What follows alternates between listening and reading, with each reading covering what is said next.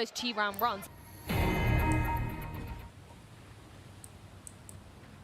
To lose, they might as well throw everything to the wall and see what sticks, and some things did stick for Vitality in that one. They had the one round where they're like half bought and it was a hero AK and they just explode in towards the inner bomb site.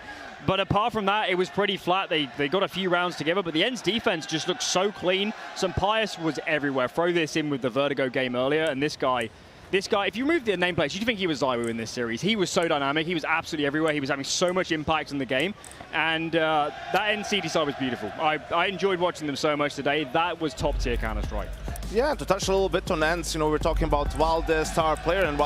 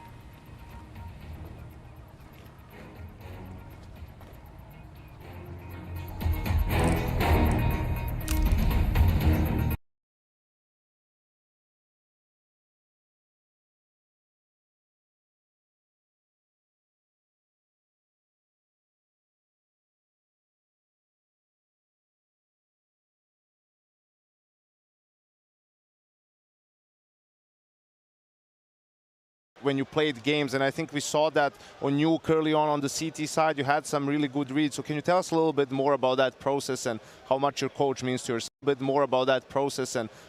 your coach means to your success? I would say like 90% because he's doing a lot. There is also our analyst, but he's also doing a lot of work behind the scenes.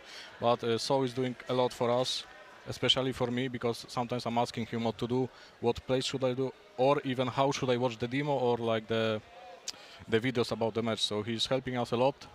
Yeah, he's just a really nice coach.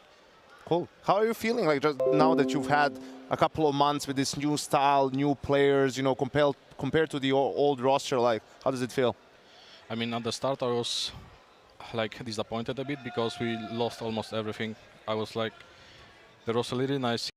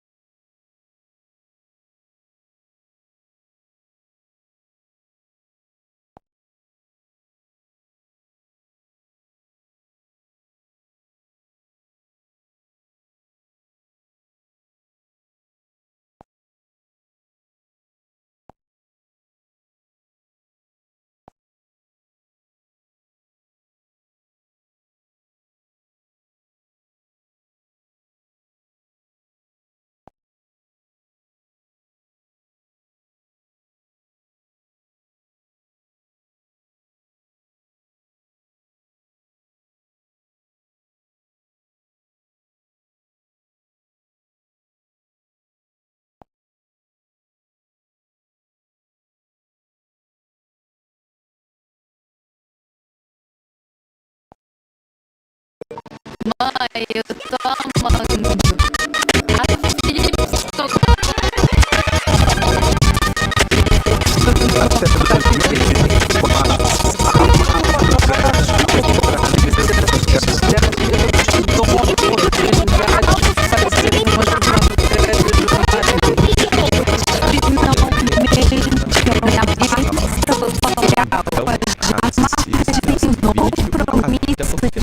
gerar oportunidades iguais para homens e mulheres. Confira essas e outras iniciativas em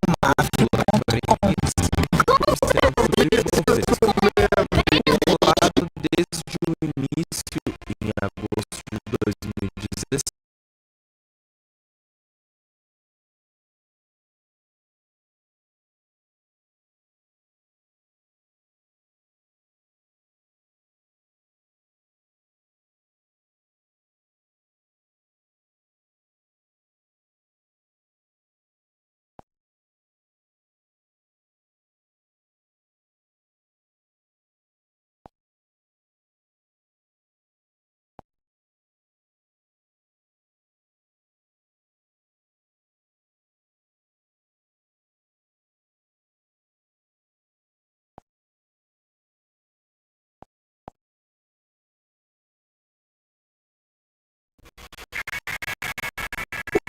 Faz eles sorrirem enquanto limpam? O que faz eles sorrirem enquanto limpam?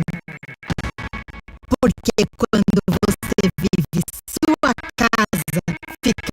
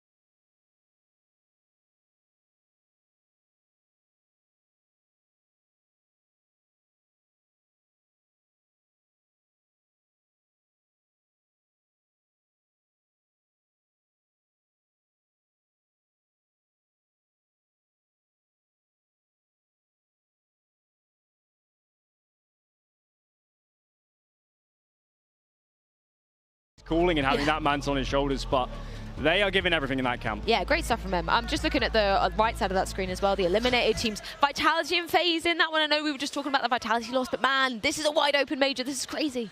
It is insane, and you wonder whether this opens the door for Cloud9 in a sense of them playing from the challenger stage and getting better with each game. They were so dominant against Heroic, who we have coming up next against Team Liquid on the A stream, right? So this break, I think it's going to hurt them more than anything else that they won so quickly. Now they're going to have 3 or 4 days without an official, but obviously Navi still in contention. Simple played great today. Electronic as well from the in-game leader role. So that's going to be, you know, no one's going to like that from the other team seeing that, but Furia, in front of 18,000 people, you know, who knows what can happen. The way Xerado has been playing in this tournament, right? So I think it's going to be entertaining. Some big names aren't there, but we have some exciting new names who are going to be in the arena and really get a chance to prove their mettle. Well, you mentioned Heroic and Liquid there. The question is, who will win going into that next series? Obviously, qualification on the line. Whilst you guys ponder your thoughts, I want to hear what the fans are thinking heading into the final game of the day.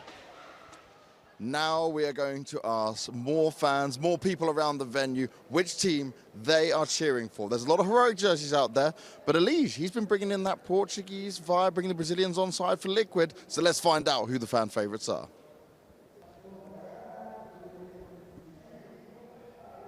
Heroic or Liquid? Oh, Heroic every day. You even need to ask? Liquid all the way, baby. Shout out your Kindle one time. Heroic. Liquid. Heroic for sure. Heroic. My boy Yikinder, why are you even asking this? It's Liquid. Liquid. Apparently Liquid. I don't care. It's in Liquid, man. Liquid. Let's go, boys. Liquid. Let's go, Ligi. Oh, Heroic. Liquid. Heroic. Heroic all the way. My boy Stam got this. Let's go. Liquid. Liquid. I go Liquid. Where did that guy get his headband from? I want me one of those up there. We should add that to our headsets, I think. How do you call the thing on the... Antennas? Yeah. Is that it? Like a bug? Yeah, I guess. Yeah, a bug, yeah. Bugs Life Antennas? vibes going Wow. into that one. I'm not surprised to see most of the crowd siding with Liquid, considering, you know, Fallen did touch that roster once. Is that going to be a little bit biased? I mean, I hope they're picking Liquid because they do actually think they're the better team. Maybe. Rather than Fallen having a disappointing year. Or because Elige speaks Portuguese. Yes, Like, he should do, I mean, he should do like the Carrigan thing, or I don't know if that's a curse or a blessing, but go out on the stage and may speak a little bit in Portuguese, you know, get them on their side. I like how people are so confident about their picks. I have no idea who's going to win that game. Absolutely no idea. I don't know what to expect from either team in general. Like Heroic, I had a feeling they were going to flop this tournament, and then they were great on day one. Then Cloud9 mopped the floor with them, right? With Liquid, it was kind of the opposite. Abysmal performance in their first game against Mouse, but managed to beat Navi with a great comeback on Ancient, right? And now go all the way into the 2-1 bracket. So I think we'll have to wait and see, right? It's going to be a great way to test where these two teams actually are. I like that. Very, you know, neutral, very maybe Swiss. I don't know whether Maniacs had an influence on you. Alan, have you got a hot take? Not. You siding with somebody in this one? Yeah, I'm quite confident Liquid is going to take this one. I think that first game was the outlier.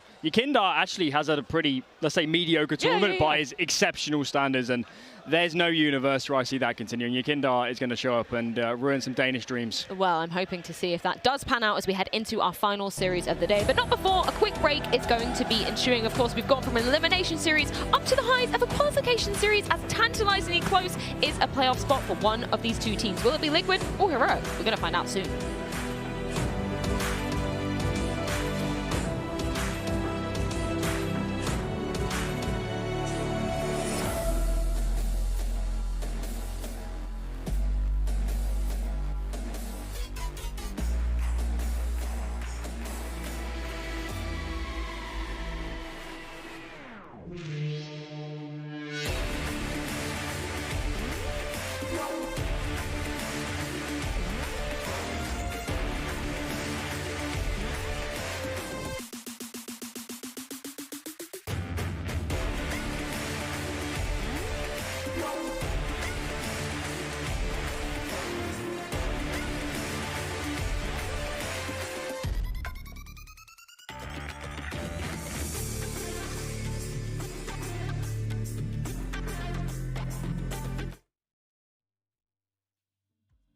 Welcome, everybody, to Counter-Strike Generations. I'm joined here by our 3 winners, Yanko, Kassad, Sponge. We're all here. We're going to build a Counter-Strike team. Woo! Basically, what we're going to be doing here, we have 3 players for each role of a Counter-Strike team: in-game leader, AWP, support, Rifle 1, Rifle 2, / lurker. We're going to pick one of 3 players and try and create the best lineup, not just on skills, but also on how their play styles might fit together, also how their personalities might fit together, all the all the extra stuff. Yes, you have your hand raised. I have a question. What type of team would we like to build? Well, that's a great question. I think it depends on the names on the list. That's why I was thinking, like, going into the in-game leader category, we have Pronax, Taz, and Nitro, right? So if you want to go Fnatic 2015 style run and gun, right, and shoot people in the head, then Pronax would be the best pick for that, no? Look, we know Taz is a stand-up guy, but he only ever played with the Polish bunch, right? That same legend. Whereas Pronax, over the years, he played with a bit more of a diverse crew of the Swedes, and I think that they're with a very good team that were reactive. I like Pronax's mid-round calling. I always thought he was quite good at that. I'm leaving Nitro off the list. Not a huge fan of Nitro in game leader? Well, I just think, like, I don't have an issue with Nitro, but he kind of picked it up because he had to. Yeah. But he's also proven that he can do some good things with it, although certainly not to the level of Pronax. I think Who's got the most majors? Yeah, absolutely. I just said that. I just said not to the level of Pronax. No, I just want to point it out. Like, clear. Did Nitro ever win a major, Jason? Remind me. No, come on. The thing is, like, have you learned nothing from the G2 fiasco? Which particular fiasco are you talking about? What are you talking about? The last one. Why the thing G2 is, like, in here? you get Pronax, like, the fragging ability is non-existent. In 2022, you need 5 players that can shoot. Well, we only have one player. Come on, man. You're talking about them in their prime. Well, but you need all 5. The first one is a miss. But this is basically like, say, this is like 2015 Pronax, 2015 Taz, 2019 Nitro. Yeah, I know exactly. So who you pick at Kassad of that That's list? fair. He didn't actually pick Nitro. 2015. Did You pick Nitro I for picked that Nitro over all 3 of them, I guess. Taz is a little bit too selfish in game. And obviously, I don't want people to think that he's too selfish as a person. In game, definitely. Well, Are you bringing up the BMW situation? Yeah, well, I wasn't going to go there. That was my safe, There it is. There's Chad again. Stirring the pot. Big wooden Where's spoon my is wooden out. spoon? Yeah. I'd also say too, like Taz, I think I would take immediately off this list as well, just because I mean, even the VP at their prime was like shuffling between Neo as an in-game leader for a while. Yeah, they Didn't just Snack changed. stepped into it for a bit. They just changed who was calling the shots. It was probably the same shots. Yeah, you know? exactly. Just who's So it'd really be between Pronax and Nitro. anyone got a coin? That's a tough one. It's a Nitro. I'm on the Pronax train. I'm on the Pronax train too. Jason, seniority. Deciding vote. I think I would have to go with Pronax as well, as much as I hate to say it. There he is. You fist bumped me and you said, yeah, my man, and Nitro, and then you pick Pronax. That's Jason for you. Get used to it. Yeah. So then the AWPing category. Yes. Zywoo, Device, Guardian. I mean, Guardian in his prime was insane. But it's for me, it's only out of 2 of these names. What? It's only out of 2 of these names. I would take Guardian out of this entirely. I would only. I know, but I'm just saying. Yeah, just putting it out there. But there's no. You cannot pick anyone over Zywoo in any team composition, because like for Device, you can say it's a perfect thing. Device is a bit more of a system player, right? Still incredibly skilled. Guardian is more of a loose cannon, right? Like individually, he can make things happen, and Zywoo can do both. Yes. Right. So yes. So how I think Zywoo is a clear pick for me here. Yanko and I are the same brain right now. It has to be Zywoo, because you kind of killed the Device opportunity with picking Pronax. Exactly. Right? Just completely, right? And if it was anyone, if it was Yanko there with Device and Guardian, I would pick Yanko, probably. There we go. There's that's the confidence your in-game leader has in you. I'd like a vote against that. I'd be the other vote. For what? Against Yanko as the. Thank you, Jason, for putting that out there. Definitely necessary for this piece of content. We don't even need your opinion, but if we were to get it, who are you picking? Zywoo, Device, or Guardian? With Pronax, I'd the analysts. I'd pick Zywoo.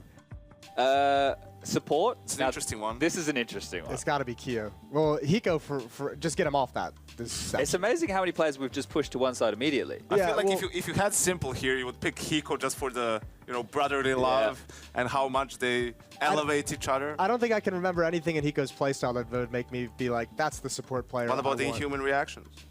Yeah, 6 shot in a losing round. Wow. That was... What? Wait, this is when the 3 of you get energy. For my intro, you guys were nowhere to be found. I say one thing, mild, that everyone knows and agrees with. You're like, oh my god. What about that clutch from Rod? Which that was pretty. I would Okay, so make he goes out. I would make an argument for Rush, and the reason I'd make an argument for Rush is because I feel the type of team we're going for here is going to have quite a lot of reactive play, right? And Rush, I'm looking for to be the glue who's going to be able to just fill the gap where required. And over his last couple of years as a player, I feel that's what he's done. He hasn't really cut out a role for himself. He just does what is needed for him. He's the most selfless player out of the three that we have on that list. The problem I have is Kassad was spot on about Pronax. Even in his prime, he wasn't fragging much, right? So if you want to do that, I feel like you're lacking firepower if you pick Rush over Keo. True. Right? Like you should have someone who's a bit more selfish even in that role because Pronax kind of takes the support role as an in-game leader. Okay. So you can't have someone like Kyoshima. Kyoshima in his prime, I mean, he wasn't... He's got to be one of the He wasn't a top 5 player in the world, but he was pretty good. Like, he was pretty good. His fragging output was good, so I would go for him here. I've always felt like Keo's got to be one of the more underappreciated players in some of those rosters. Like, he actually has like a sick resume in terms of events that he's won and teams that he's done really well with. He's won a major. Yeah, and I too like making the case for Rush, but I think Yanko's point kind of drives it over the finish line for Keo is that extra fragging power to make up for Pronax. I think is super I like important. that logic. Yeah, I do too. Kassad? Yeah, Kyoshima seems the obvious choice. For example, Hiko in the support role, that never happened. Rush, like Yanko said, I do agree that... Maybe in Valorant. Yeah, well, yeah. Well, that's a different topic, I guess. We have a couple of Valorant players on this list. Rush, I don't know. Simply the fragging power as well wouldn't really match, like Yanko said, with Pronax. But even the E-League version of Rush, even the E-League version of Rush back with Optic, you still put Keo in his prime above that. Yes. I really like Rush as a player, but I think I'd have to put Keo above him. In a different type of a team, he would have a spot. Okay, If we went the Nitro device route, like he would probably have a spot. Rifler number 1. Okay, so Kyoshima as support. Keo's support. Rifler number 1. This is Config, easy for Yakinder, me. Bialy. Yeah, this is no contest. It's not even a conversation. You're just going to say Yakinder, right? You're just going to say Yakinder. No, Kassad is going to say Config. No. He was telling me at Yaki all the day. start of this year, Config is the best entry fragger in the world. Let him explain himself. Yeah, well, And he meant on the server. started off very, very well. He was playing all right, and then I don't even know what happened to him. Like, nobody knows. The injuries. Obviously, the injuries and the state in the Astralis was obviously not helping. And, you know, if you compare him to Yakinder, definitely Yakinder is 3 times better right now. I'm taking Yakinder not just for the individual prowess, but just look at the way the guy has turned around an entire organization as well. Like, why would you not want a player like that within your ranks? So He's going to bring good vibes. Yep. Right? Listen, we have Config, Yakinder, and Bialy. Like, they are 2 entries, and Bialy was a... No, he wasn't an entry. He was semi-aggressive. He was an anchor on CT. Like, he would play 2 spots on every map. I mean, 2 spots. He's like a anchor, and he would have, you know, 2 positions. And the thing that Bialy had at the time, probably better than any player in the world, was crosshair placement. Like, you know, players weren't as good back in the day, the average skill level. So Bialy, you just see him, and, you know, it would seem like players are just coming into his screen, and he's just mowing them down, had great spray control. Yes. So he was really good, but a bit of a too one-dimensional player for what we're going for here in our team, I But feel it has like. to be Yakinder as an entry role, rifler one. Yeah. Must be. Yep. Yeah. I think what Yakinder brings to this as well, when you look at the names on the list, like I said, Pronax is a bit more of a quiet guy, right? He's a fun guy, but he's a bit more of a quiet guy. Zaiwa is also going to be chuckling along. I think that Yakinder would be like the heart of the team in terms of like rallying the troops, getting everybody on the same page, getting everybody fired up. And I think that's what he brings to this mix as well as the in-game stuff. So I would attribute that to him as well. Like, even if we were saying, yeah, Config, he could do great in that role, I think Yakinder brings more outside Overall, of it. Yeah. So Yakinder, easy one here. Rifler number 2 / Lurker. Get Right, Coldzera, and Shocks. This was easy for me, I think. Easy. Is it? Yes. Yeah. Absolutely. I don't know if we're on the same page, but I it's think still we easy are. for That's me. why I'm waiting for you to say something. I would go Coldzera. Yes. Seems undoubtedly Yes, like yes. Coldzera has to be one of the most clutch players ever. That's the first thing that comes to my mind as well. But if I'm trying to like deep dive into kind of the idea behind this entire like little piece of content, is who's going to be his taco? Who's going to be the guy you buddy up with him? Guy above him. Called Yakinder. Yakinder? Yeah. I mean, the state of Counter-Strike right now is a little bit different than it was before. Coldzera right now, I don't know how would he fit in the this kind of a defaulty Counter-Strike. You know that back in the day of the Brazilian era, it was like all about the system and the roles and everything they did. Right now, if we build this kind of lineup, I don't know, Janko knows better than me because he was in his team, right? Back in, was it 2019? And you know better than we do, how would he perform in a default-based Counter-Strike rather than a system strategic execution base? I think he can perform really well, and for me it's cold too, without a doubt. The thing is, like, people might want to try and make a case for Get Right, like, because early on when he was in his prime, but here's how I look at it. It's like, he was in his prime, Counter-Strike was in his Get Right was still playing competitively when Cold was coming onto the scene, and then, you know, there were other guys just became better, right? Like, I don't feel like Get Right fell off as much as everyone else has risen during that time, and I've seen Cold, I've seen him play, I've been there when he's like on, and when he's like in the zone, and it's just incredible what he can do, how well he understands the game, like he sees, you know, everyone's playing checkers, he's playing chess, he sees 5 steps ahead, what's going to happen, and for a team like this, running gun, and you know, a lot of aggressive riflers and so on, having a guy like him who's more passive and stay alive at the end and close out rounds, as Kassad says, I think there's no one better. I think as well, I know you said Kinder to go with Cold Zero, but you could even like have Pronax as the sacrificial lamb in certain situations for Raptor, because if you had the pack of Zywo, Keo, and Kinder, that was your pack taking map. That's strong, right? And like also on bomb sites, we know Cold locks stuff down. I also think there's only two names here that do secondary orbing, Cold Zero and Shots, but I would pick Cold Zero over Shots every day of the week. And I mean, to talk about Shots just a little bit, he was also amazing in his prime in terms of great game sense. He was also amazing in his prime in terms of great game sense. Everything that he can do, Cold can do.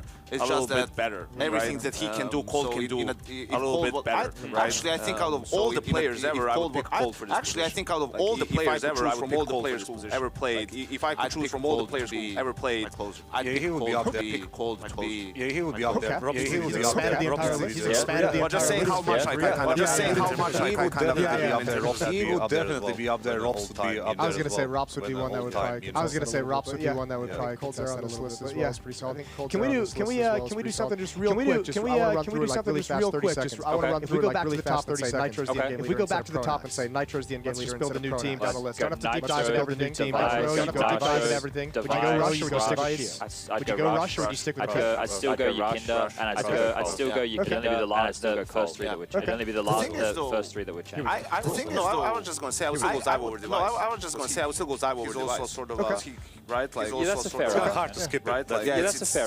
He's like a generational talent, and sure, maybe generational talent. It would be a little bit more rigid than Vitality is now. I don't feel like that is now, but I don't feel like that would be a problem. Like it would be a problem for someone like that. Like it would be a problem for someone get as much out of him. Like it would be limiting as much out of him. Like it would be limiting him. I was like your Kobe to LeBron. I was like your Messi to LeBron. You know, Messi to Ronaldo kind of thing. You have simple. If there is a lineup and he, and then you figure everything else. Has a chance to be in there, he should be in there. And then you figure either way, that's Generations. That's Counter-Strike Generations. Thank you for joining us. Either way, that's Generations. That's Counter-Strike Generations. Phenomenal. Thank you for joining us. Thank you for our lovely contestants for building a phenomenal. Well, someone had to win. I won. All right. I won. All right. Well, someone had to win.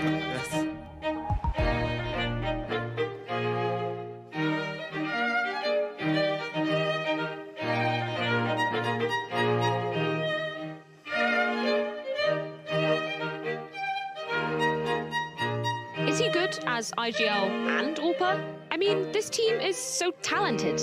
But something... Is he good as IGL and AWPA? I mean, this team is so talented. But something and who is there in the Danish seas? Problem is seen as he's probably even worse with rifle than AWP right now. And who is there in the Danish seas seen as an AWPer? RN right now. For me, Stavn is probably the top AWPer in Denmark right now.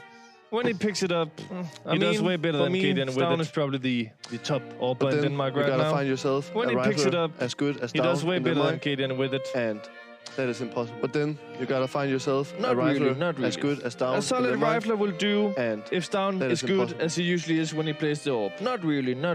What's a not solid working rifler is will the do Dust 2 pick. if Stavn is good Even as he usually is when he plays the AWP. Never be getting 2-0'd by an What's not academy working team. is the Maybe Dust 2 Cadian pick. had a stroke Even when picking a them out. bad heroic Should never be I getting don't understand 2-0'd by an the Dust 2 academy pick team. either.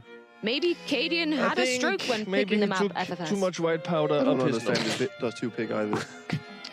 Maybe I he think misclicked. maybe No he worries. took It's too round much white robin, so powder they up have his 4 more nose. matches to recover. Sure, they Maybe he have misclicked. time, but No I don't worries. see It's where they round find the robin, so they confidence have in 4 the more Dust matches 2 in to the first recover. place. Maybe it Sure, comes from they lack have of confidence time, on but other maps. I don't see where they find the confidence Being in the exposed Dust 2 right in the now, first place. he had 1 Maybe it saving comes grace, from lack of confidence on ideally, other maps. because he is ass at being exposed right now. He's not looking 1 saving grace at all. Ideally, because he I is think ass he at all. just forgot to plug in something. He's not looking good. Beautiful calls like go 5B. I think against he Eco just without forgot to killing plug any in something. Map. Goat. Beautiful calls like go 5B. Maybe against Eco getting good at without throwing killing any flashbang is map. key. Goat. Ideal. Damn, I can't hold myself from Maybe loving comedian getting good name at throwing that he got, flashbang and he is key. Deserves it. Damn, I can't hold myself from loving comedian name that he got, and he deserves it. Bring deserves King it. Devi on the orb. It's just by Leave picking comedian to airplane calling. yeah. Bring King Devi This on the should orb. make heroic Leave against comedian to airplane calling. Welcome to HLTV. yeah. This should make heroic against Artuigi for The next sure. chart we're going to take a look at is one we heard Welcome a lot to throughout the HLTV. Fury of times, but it's also going to be used for Liquid this time around. The So next chart you're we're going to gonna take a take a look look at at is is one right? we heard a lot So throughout the Fury of basically, times, but it's also we going go to be like used this. for Liquid this time around. So you're going to explain this one to me, right? We go like this.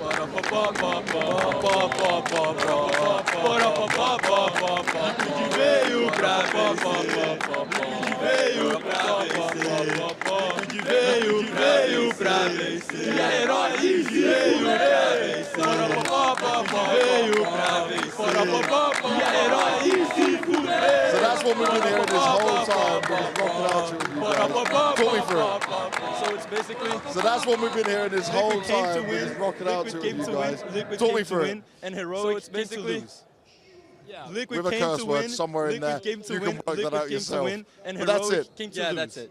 I love it. This With is a curse fun. word This is the way it somewhere in goes there. down. You can work that out yourself. And But that's Liquid, it. well, they're probably going to get the that's crowd on their side. I love it. This is fun. This is the way it goes down. More chance, more fun to be had. And Liquid, well, they're probably going to get the crowd on their side.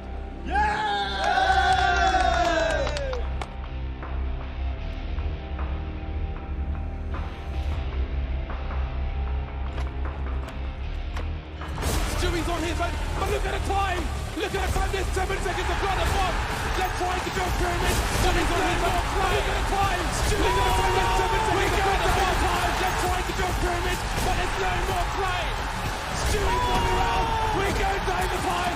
3 years since we had this feeling. We can't even describe 3 years we can't even name this feeling. The word is on the tip of our tongue, but we can't say it even describe it. We can't even name it. It's the feeling that comes with the return of a captain. We can't say it out loud. It's the feeling you get watching his royal nastiness in full glory. Good flashbang. It's the feeling you get watching his royal nastiness brought on by the growth of the anointed, poised to take the next step. It's the feeling brought on by the growth of the anointed, poised to take the next step. We've been here before, trust me. But this time it's different. Trust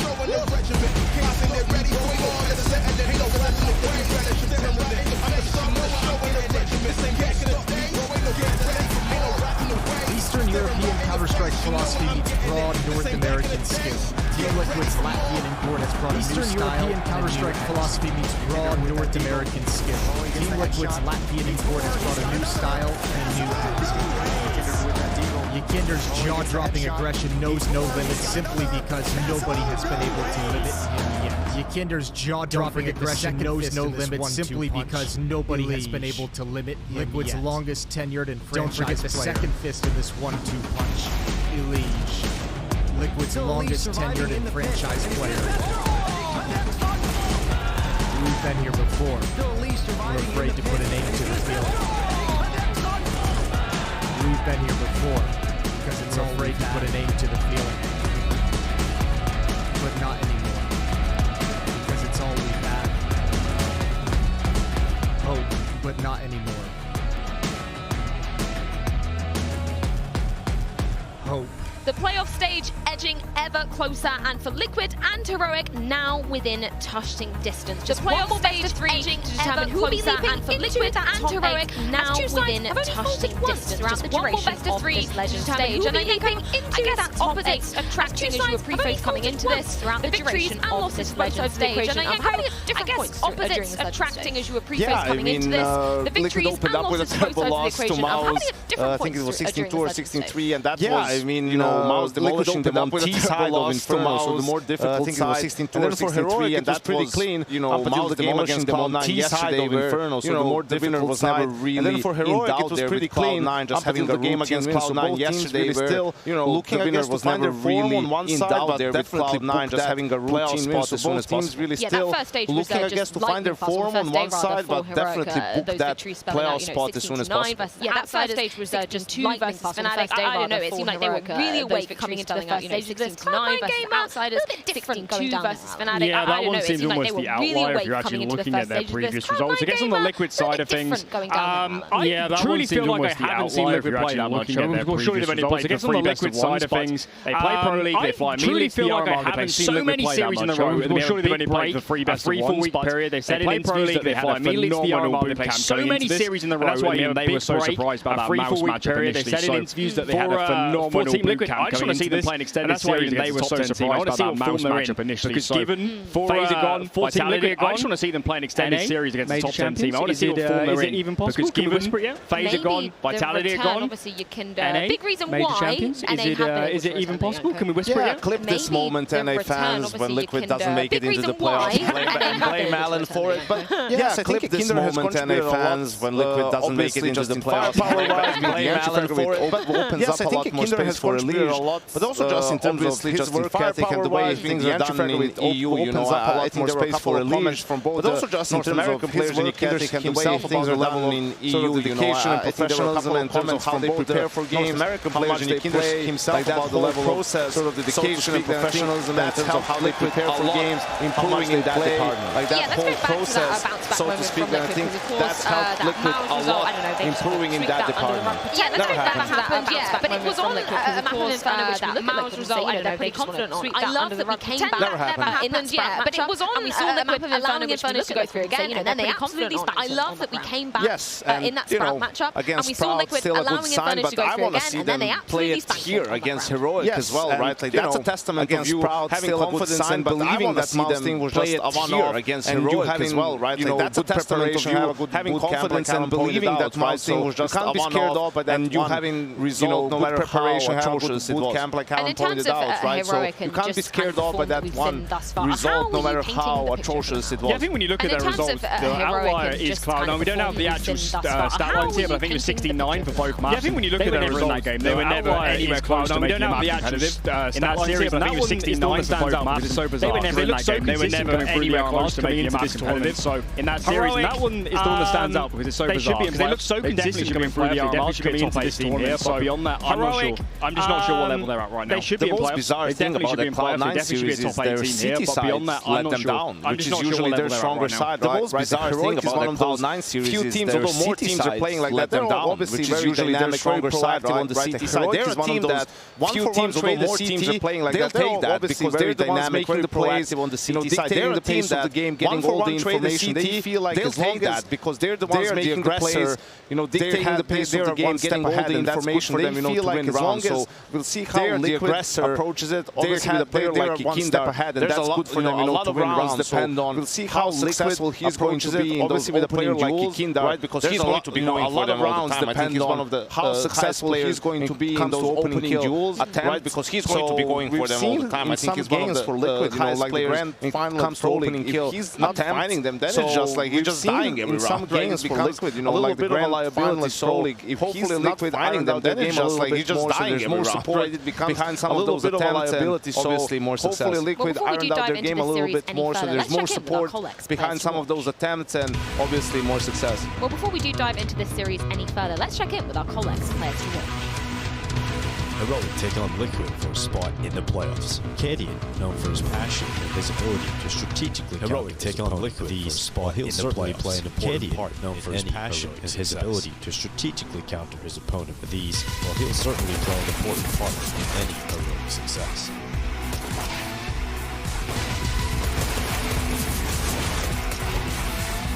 Nitro, captaining America's team, RIO. Nitro has 4 sharpshooters to play with. Ball is in his court. Nitro, captaining America's team, RIO. Nitro has 4 sharpshooters to play with. Heroic versus Liquid. Ball is in his court when it comes to control of the sun. Can Nitro look into the major playoffs? Heroic versus Liquid is getting through it.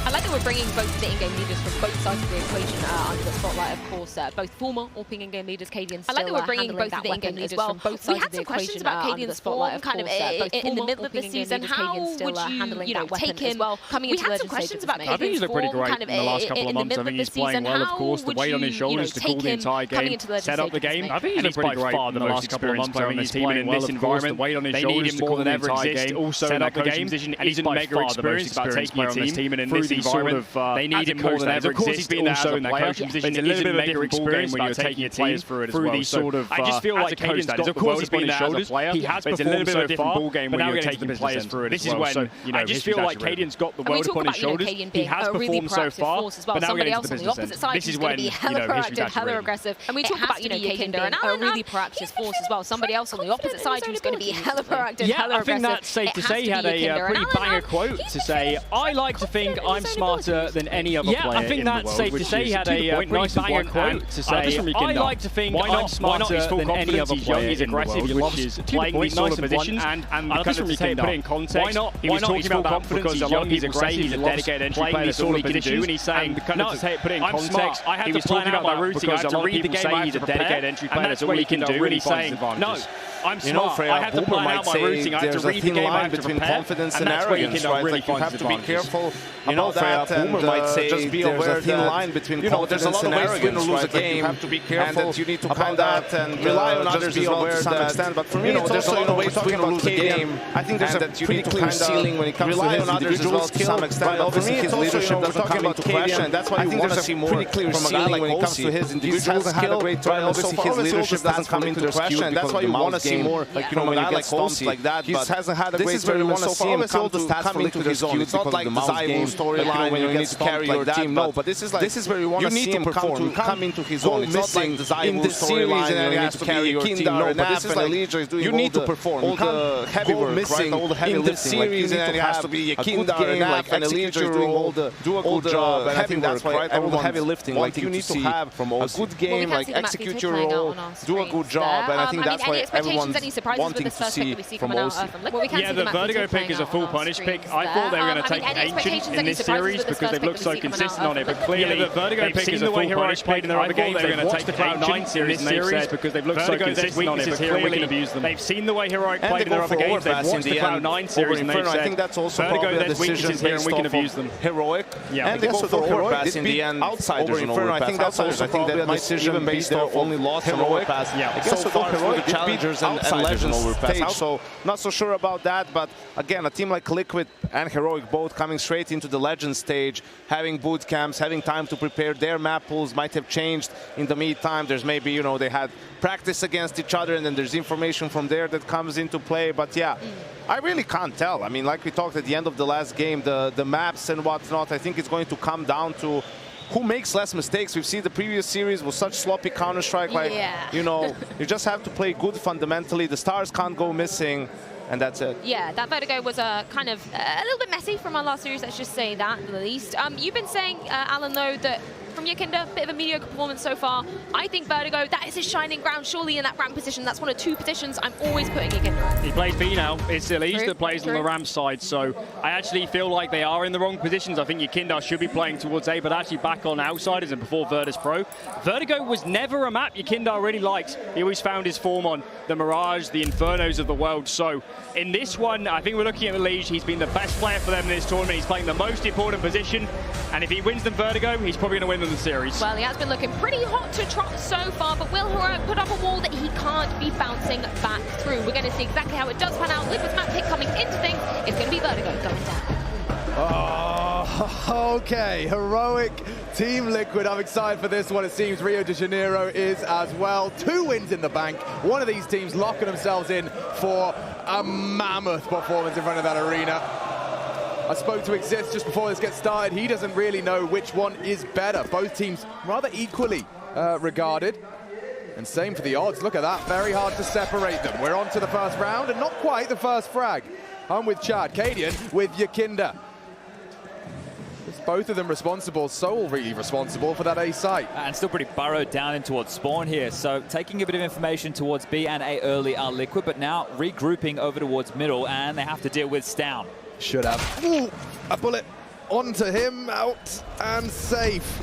A lot of utility burned through, but space to be taken. Response from Tessus. Flash not with much of a problem. Damage inflicted. Tessus does drop that smoke. Here. There is a chance, a little gap. If you get Inquisitives, Down could punish. Up towards construction. And in CT, Yabi on B. Problems now as bullets are landing. This is very imposing from Liquid. Nitro does finish off Shush. Yabi amazingly gets just the one. Still Tessus, vigilant, resistant. But bomb planted and Liquid, I've loved what we've seen. Just their approach on this T-pistol, it's had legs.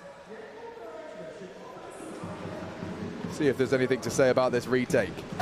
Oh, not anymore. Tessus is a ring-in, trying to finish it off was Nap, and job done. Cadian looking to save this armor here, just backpedaling out. But you said it had legs, it had layers. As the last few members from Liquid are having a look, I'm sure they'd love this extra kill, 300 bucks in the bank, but they've evacuated. So Cadian will be staying alive. And we'll notch one onto the board here. I was saying layers, right? Well, that smoke actually denied the space that they were looking for to head towards that A split. The fact that Nitro able to get the kill onto Shush. Shush and Yabi understanding they needed to buy themselves a bit of room, right? That crunch was coming and you had to win a fight on one of the flanks. This was OC chasing down Yabi there quite low in that exchange. And Naf with this one here, it felt like the killer blow. So good stuff from Liquid in the early stages of this, and now we have to see what approach Heroic have, and it looks like Force Spy on the agenda. Scout out for Cadian, pistol upgrades for the rest. And Liquid, as the desk mentioned, smelling a little bit of blood in the water as far as Heroic's Vertigo. Saw that Cloud9 game the other day. It was a bit of a drubbing starting on the CT side. And I'm sure they'd love to replicate that here as warning shots again. I think Rio has chosen his favorite for this head-to-head. Let's see if Yakinda can give him something to cheer about. Does find Stown. This is a Force Spy round. Again, I'm always scared when I see Heroic on these Force Spies. Very potent individuals. They'll make that 5-7 sing, that deagle. A quick click, all it takes to start to disrupt. The biggest concern right now is all this util for Liquid and all the space they have with a minute 18 left on the clock. Elige does cop that flash, but they're ahead, and it's the nades. Now, teams have become very good at faking the plant in situations like this, and Nitro, well, he's actually going to sit it, so he goes down. One back over. Perfection. And Yakinda, stubborn. Recovers the Galil, looking to plant. Could be run down. Spam not going to connect, and that's the bomb planted. Mission accomplished, or at least halfway there. Retake smoke. Yeah, that's geeky. Love that. Cadian will get the smoke onto the bomb. Yakinda's in a prime position to deny as they regroup through elevator. It's up to Yakinda really initially. This is the angle, this is the cross, and that is the frag. Yabi down, quick trade, good from Cadian on the scout. Closing gap, light on time, no kit problems now as the more from the Galils fill the feed. Could see a bit of panic there. Knife came out in towards the smoke, worried that maybe there's a kit for the defuse, but not enough cash to go around to make that one a possibility. And a 2-0 start here for Liquid, it's quickly to be converted into that 3-0. Heroic have no choice here but to take the save. And here's the nades. I'm surprised we didn't see the fake come out here once they established it was going to be that Force Spy. So, you know, just wanting to get the digits in. But all it takes is, you know, a death like that, and you probably start faking a bit more. Yeah, because the flash can come over and they spring up on top of the headshot box. They come through the smokes and you have some real issues on your hands.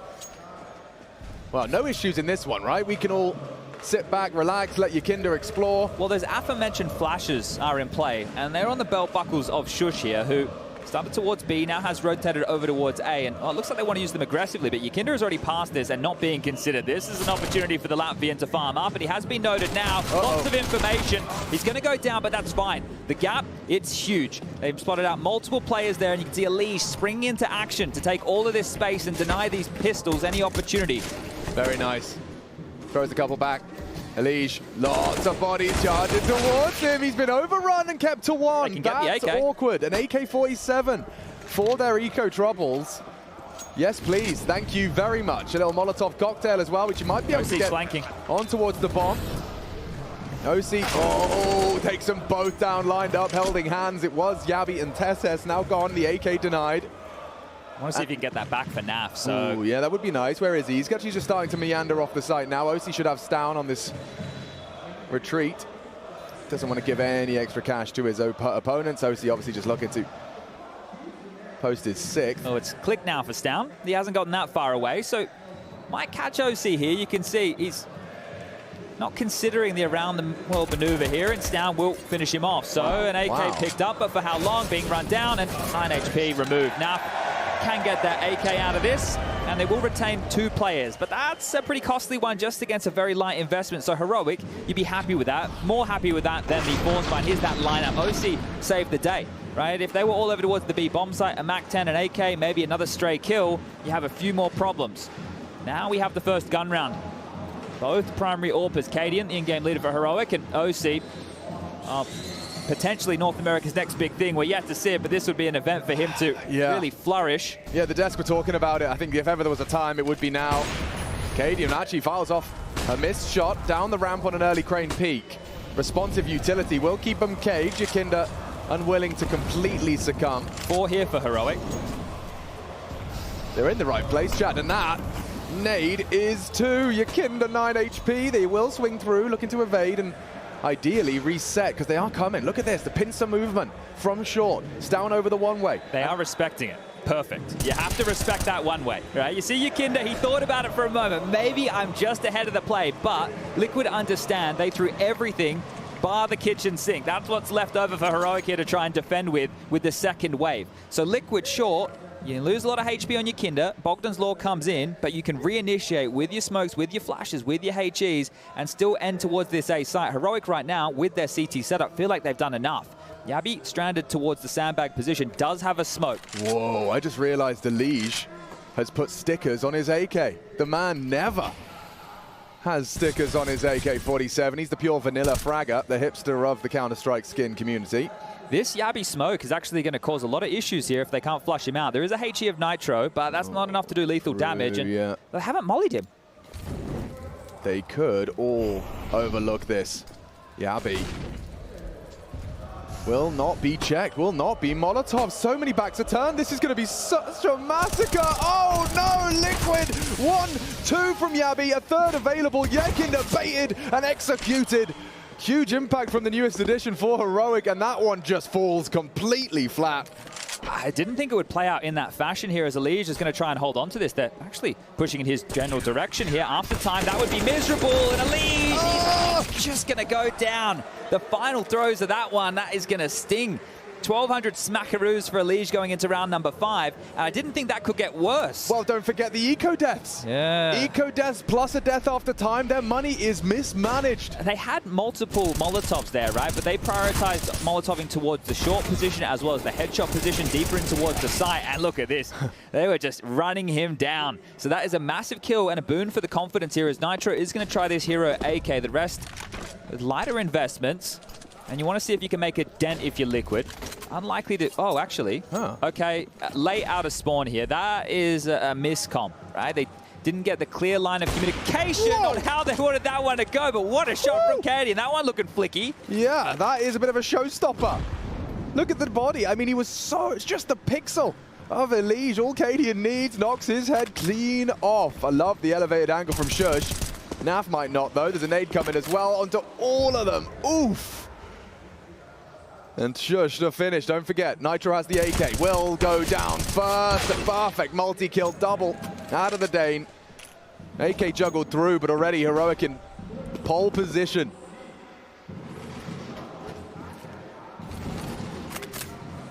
They want the info here. You can see how active they're being. This util continuing to be a bit of a nuisance here.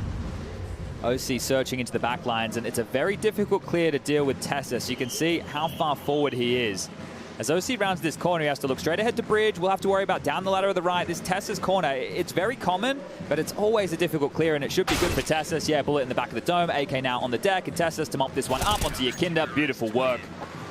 That's going to be 2 rounds now for Heroic, and this is very early stages. Look, we're going to monitor this in, well, the context of the entire half, but so far, whoever's found the opening kills has converted the round. So the last 2, back-to-back, Heroic with Yabi and then Cadian over towards A, manifesting opening frags that have netted them rounds. On the other side of things, Yakinda's found 2 thus far, and Nitro 1. Does balance out the economy for Liquid here. They just have to take 1 more eco on the face. It's going to be a P250, Desert Eagle, that kind of beat. That's why they went back to spawn, was because they realized, hold up, we're not going to have enough with the loss bonus. We may as well invest here. And yeah, that is going to actually get you a bit discombobulated early, because you don't want to be flustered in that type of a round. You want to be able to make at least a good call. Yeah, and I mean, their break was brilliant. You know, into this first map, a big series for the playoffs of the Major. You really don't want to be miscomming.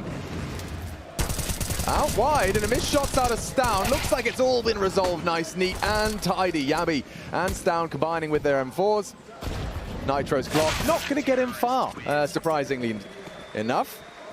But that's the 3-3 equalizer. Liquid, as we said, came out the gates flying, but the openings continue to correlate. Chad Birchall, 100% conversion of those opening kills. Yeah, we'll try and keep track of those. Now, look, if this gets a bit scrimmier and in the face, we know that Yakinda's going to be jumping down ramp, taking fights. Oh, okay. Nice little balloons they have going on there. Yeah, they've really got behind Liquid. Bit of tenacity out of the audience after here today, that first game, they may have been concerned they wouldn't see him. Cadian in a different place now. It's been starting over towards A in the previous 2. Now over towards B. Fortified, extremely heavy as Yakinda. A whole lot of room to stretch those legs. This time, they will molly out towards the sandbag position. This is something Heroic does well. The reservoir of utility towards spawn. There's a bucket load there that you all just spotted, thanks to the ops team. Yep, that's enough to cancel plans initially. Scooped up now. This is one of the things I think Heroic do quite well, and probably a lot of teams do it, but we seem to get highlighted a lot with them in the server. When you have all that extra util at spawn, you take the extra flashes with you, and then you will use them to find the opening, and you drop back, right, and get the extra goodies. I mean, especially if you've got lineups for those stop nades, those stop mollies, retake smokes, you can have them lying in wait, and down, deleted. OC prepared, gives Liquid the opening. Can they convert? Will there be any more disruption? Great nade, chipping away. OC still impactful. He has got 7 frags. Cadian, the only one to find a rebuttal just yet. 45 seconds, there is no need for a full commitment, but if Cadian goes down, they will. And they are. Going for the plant, mollied out. Hail Mary no-scope does not connect, and now that bomb is ticking. Might have to be a save here. The flank about to get found out, and if he doesn't win this fight, oh, he does. Now we're back on 3-on-3. Shush communicating, wants to play for his life as well. Yabi for the retake smoke, Cadian not sure. If Shush is noisy about this, then they will know that there's no flank, so he has to do this silently, but it's going to waste so much more time. This is going to be right down to the wire, Chad. Right down to the wire. Shush now strafing through, will join them elevator. Nitro has a lovely gap on this smoke. They may not know. All pre-fired, baited and saving. Okay, well, it was posturing, it was threatening. But Liquid will convert off of that opening, and it was OC that laid down the law. No slouch on the rifle, this guy, but obviously primary AWP for Liquid. It's catchy, this one. I didn't think we'd be getting much of a turnout on a Monday when Furia weren't here, so I mean, I'm surprised. Pleasantly, I'm very surprised. Pleasantly surprised. All right, well, enough cash residual for Heroic here to go again. Actually, they have another buy up their sleeve as well, even if Liquid find themselves successful. Nitro might be a bit quicker in this. He's got a MAC-10 in hand. He's not leading the pack, so now through burning, yeah, that didn't work as intended. He takes a chunk of damage, down to 36. Traditionally, with that smoke, you want to push in and take that lobby space quickly. Yeah, they're really stubborn about this. Look, the whole squad just kind of contact walk in. Now, there is a setup. Yabi likely to be cleared first, just to react upon it. Spotted now, hunted now, eliminated. One back from Shush, needs a multi-kill. Elige caught sleeping. Tucked in tight now. Oh, one more bullet was all it needed. Burning, Cadian down to half, but he's stubborn. He wants to hold the line. Does have vision denied, but still posted up on the slither gap. And oh, quick deletion. OC out. Yakinda trying to shake it all about back. 1 and 2. Whoa! That's how you get into the side. Problems for Stown. Not an impossible round, mind you. But 2 to find. They can double peek. Nitro low. That's how you do it. Yakinda with a tutorial, 4 frags from Liquid's entry fragger. And you have to be ready for rounds like that out of Heroic. See how quickly they rotate over every single body on the side. It's been multiple times since that has been the plan of attack. Liquid deal with that, just ready to make those trades. Frag after frag coming their way. Now, especially considering got burnt down, does a great job to get the opening onto Yabi there, and this is where Yakinda gets to activate. This one's crucial. Katie not ready for that in the second. The straightforward Tessus either, and this last is beautiful from the Latvian. An individual who gets an awful lot of talk in this Liquid jersey, and for good reason. So he's brought an entire new style to the squad and definitely has the pizzazz to go with it. The energy in the interviews may be a little bit lower, but on that stage, you're going to see it really flourish. Yeah, he's a revelation. He really is. And for Team Liquid, it's so exciting to see the talent and the names we know. Naf, Elige, Nitro, playing the same game as the big boys now. It was always felt like there was a slight translation issue, you know, like there was a language barrier, but the language was Counter-Strike. Not so much anymore. Yakinda's got them all attuned and aligned, and that's aggressive into mid. Who is that? Yabi tries his luck, gives it up, and is boosted up. And just dipping his toes in the water there. So again, Heroic had to be proactive, feeling out just where Liquid is starting. And if nobody was mid there, and maybe it was going to be a contact play, as we previously saw, Cadian, with a redeploy of the smoke deep down towards the ramp. And Elige is going to play ahead of it. Safe and sound for now, Tessus. Good on the first. Yakinda revealed himself as well, just as the flash did pop, so needs to reposition. That's a problem for Cadian. Lets it go. Immediate damage onto Tessus as well, flying around that corner. No gap here for Nitro. He will inquire, and Yabi, might escort him off. Mid clear, he says, with pride. There's a 2v4 for Team Liquid, and look how quickly Heroic have already worked it out. Like, look at this whole CT death ball. Yeah, they always continue to move as a pack here to Heroic, but you can't put your head in the vice now. Ready to chomp one off, tapping away, and Shush will remove him. Now it's just Ozzy with this AWP, and he can be sharp, but no hope in the world here. Here they come. Seconds. The Berserkers are coming. They're bloodthirsty. They just do not release that keyboard. There is such an absence of static CTs when you're watching Heroic move. Yeah, well, once they identify where you are, if they have the numbers, they're going to take that fight. This was the Tessus opening, and I think so far, 9 rounds of play, we're still 100% regarding opening kills to round conversions. So looking very tidy here for both teams if they can be successful in those exchanges. They've been able to stall Liquid out for a moment here, and they are going to opt to just get a couple of P250s into the mix. So Heroic should be able to tie things up 5-5. This is the type of round where the opening kill will feel a little bit more in vain for Liquid, right? Like they'll get the kill. Maybe they swarm somebody and then they just get traded out in droves. Yeah, this might be where we lose our stat. Always tends to go down in the worst possible fashion, doesn't 100%, it? man. See if we can hold on to it.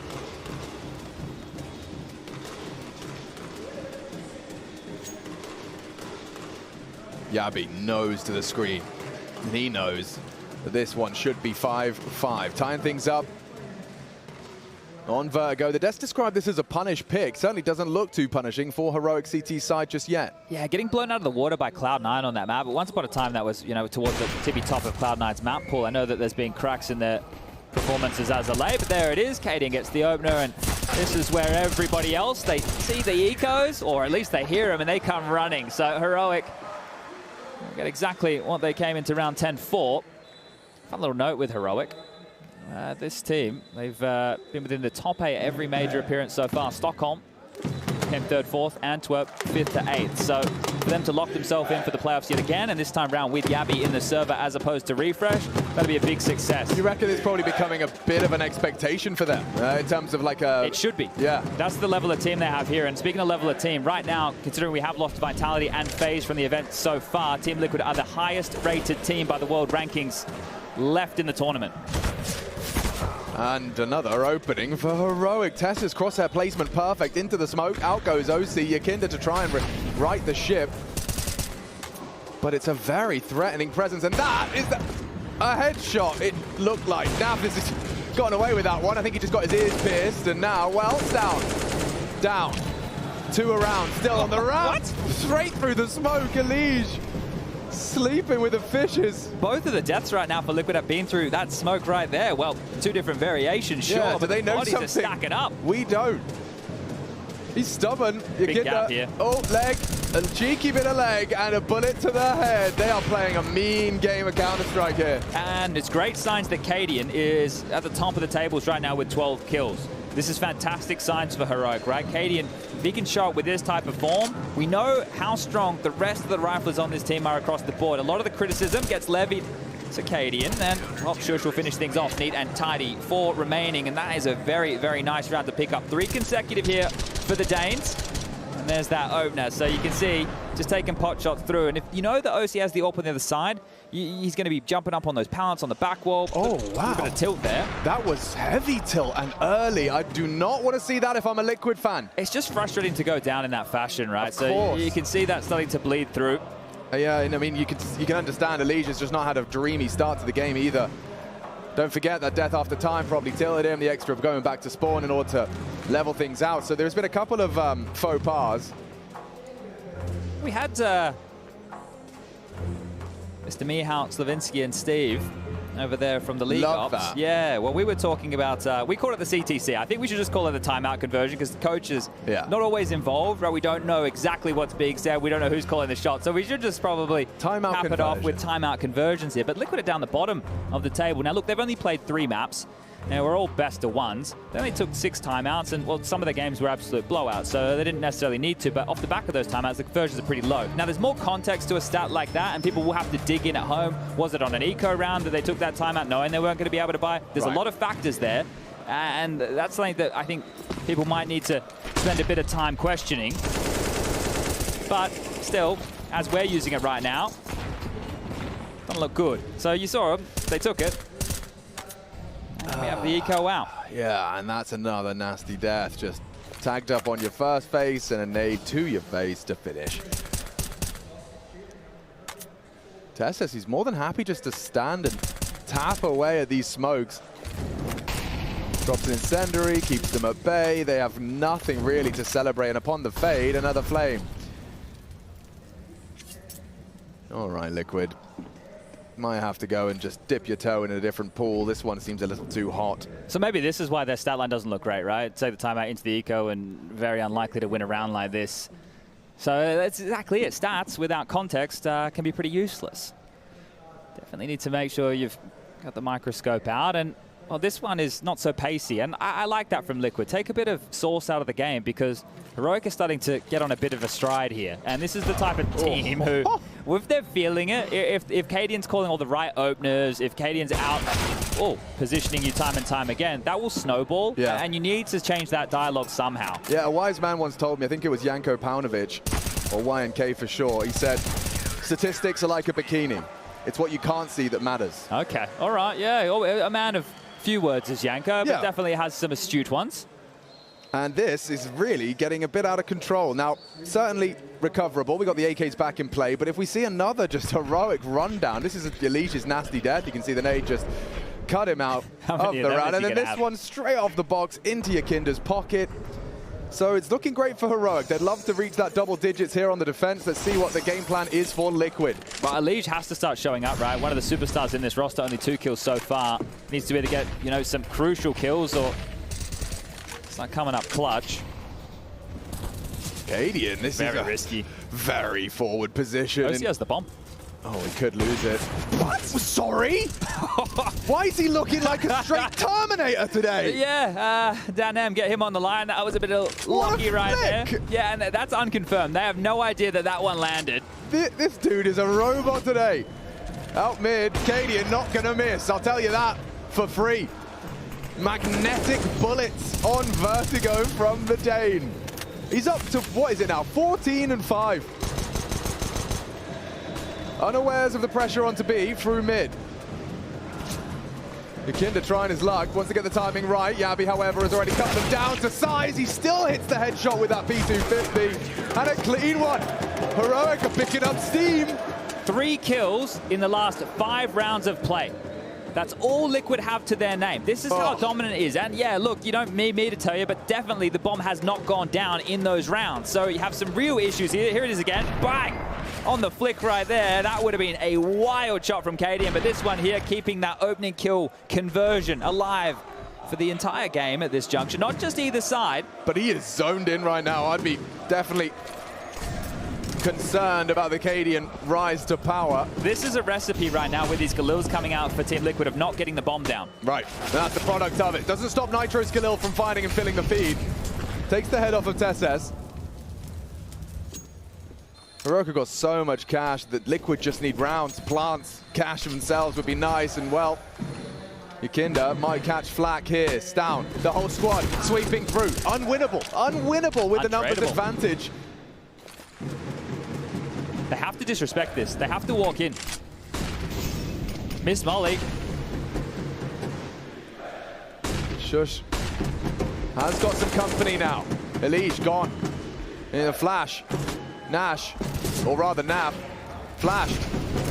He's good for the first. There's two here, and he'll take them all! Triple from Naflight. They know it's the flank. They've identified this. Yeah, he's taking the AWP as well. He can just sweep through the angle. It should be the end of Yabi. Standing up, and now sat down. Liquid find their 6th on the attack. It's 4 out of Naflight. We've had a quad kill out of 2 members of Liquid so far. That's a key point, right? Those big rounds that you can almost attribute to individuals stepping up and locking it down here. So the extra ammunition actually coming in handy. Yeah. About 4 bullets left after he takes down those final 2, and the heads-up play to identify him because you had a player slinking through middle there that it was going to be that flank from Yabi. They handle this, and we get into round 15. Double orbs, that's the change. Shush into a big green, and Naf flashed through the smoke. Bye-bye. How many have they had in this first half? Heroic smoker vision. Yakinda needs this, fighting tooth and nail for Stown. Both of them low, head on a swivel, and nearly a triple. You can see the double collapse has been converted, and you can see Yakinda still bleeding out on the A ramp. Liquid just getting completely thrown around here. A bully circle. Yeah, the rounds that Heroic have been winning, they have just destroyed them. And that's one of the factors in this game so far. It hasn't been close, hasn't been many retakes, not too many clutch situations, unless OC and Yakinda have something to say about it in a 2-on-5. You can't have retakes without bomb plants, Chad, and at the moment, Liquid have been really absent that. Well, OC's in a power position here. And I know that there's so many unknowns right now. Ooh, that flash and the spot, yeah, it's not powerful anymore. Such good utility damage as well. I'm starting to simp for Heroic. I don't know. The Fakey boys are definitely back in town. Options are so minimal. Like, they're not going to give you, you know, it was a conversation on the desk, and it's one of those classic conclusions when the games are close or the teams are close of whoever makes the fewest mistakes. Well, maybe one can be forced. You got 2 smokes. You got 25 seconds. Yakinda to try and plant, extend play. Counter molly there, smoke across, and yeah, passive stance. Bomb going in, faked out, underhand nade baited out. They have got time to go for a reapproach before those smokes do fade, but it would be a really hard press. OC has to cover them. Up and over, need that shot, baited, now eliminated. Surely Shush goes down, all onto OC, and it's as clean as can be. 9 already secured for Heroic. It's all smiles on that side of the stage. Liquid got 6 to work with. They're going to have to put their thinking caps on as we swap sides, because they're going to have to face Heroic's wrath on the attack.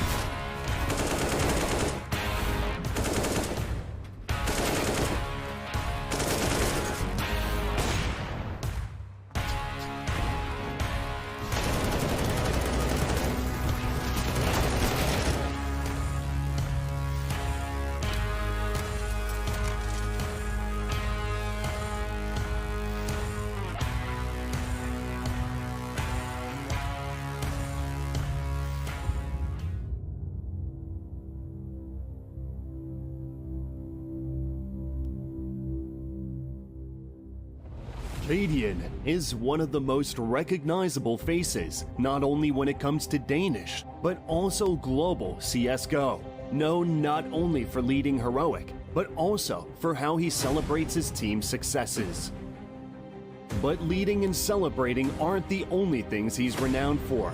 He's also a very efficient player, let's travel back to IEM Gamescom 2015 and the match between Renegades and Cadian's SK Gaming. He needed just 2 bullets to stop 4 advancing enemies. Lashes are coming into B. They've gone with a bit more tempo. Oh, double shot!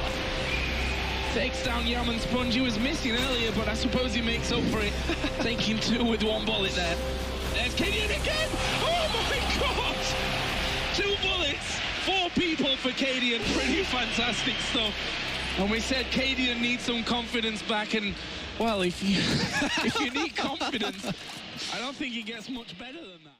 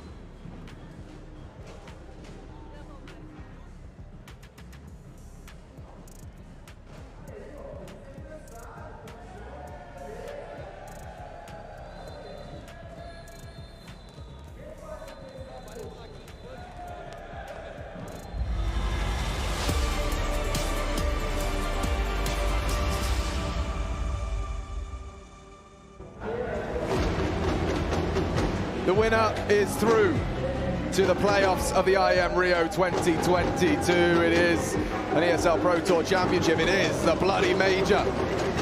Heroic. They've never missed the playoffs in attendance as a squad. Well, an extra body. Frustrations have definitely started to mount for Liquid. And it's because Heroic, they've been really putting the pedal to the metal. And a no more apt side for that than the T side. Heroic on the attack now. Liquid to receive. Now, this is Liquid's map pick. You can see the bookies do favor the Danes, albeit by a small margin. And we get to see if Liquid's defense is up to the task. I think that's my main question. You've got a Liege equipped with the Julies, definitely good. 30 bullets to rain down terror if they start to advance onto short side. Yeah, fortunately it's a retake B setup here, so Team Liquid will be able to rotate over quite quickly. They are grouping and crawling. Oh, Elige too. Ahead of the pack. Now beheaded too. Headshots in the feed, both for Team Heroic. Yabi trying to get himself a USB upgrade safely. Does manage to do so. There's 2 HEs here as well. Once they execute in, Yakinda's the only one forward of this. No one playing towards that headshot position, and Flash at the ready. Yakinda will have to do this. Oh, never mind. Naf just transitioned. Perfect. Another stagnate. It's harder on the T side, and they've done it again. Yeah, their util damage has been on par. Now it's just going to be this 2-on-5 situation, and I don't see a way to break in here. Sure, there's a smoke, but that's about it. 2 kills for Nitro, 2 for Elige. They are missing right now. Oh, chances gone by the wayside now. Nitro had a couple of clicks in him. And yeah, Yakinda, this one just a step too far. Steps in and is punished. Looking for more. Looking for Cadian. Shushes that. Good angle management. I have to, once again, levy some praise towards that utility damage. I was impressed by how well we were seeing those CT stagnades and incendiaries and lineups, but to be pulling out a stagnate kill on the first round of attack is also impressive. Wow, every member of... Yeah. What? Every member of Heroic is above like 120. It's crazy. It is crazy. And yeah, well, some of the details we're highlighting. We saw all those nade kills highlighted by our ops team here. Now, this is a curious-looking purchase by Heroic. 4 SMGs, 1 AK-47 up against the Force by a Liquid.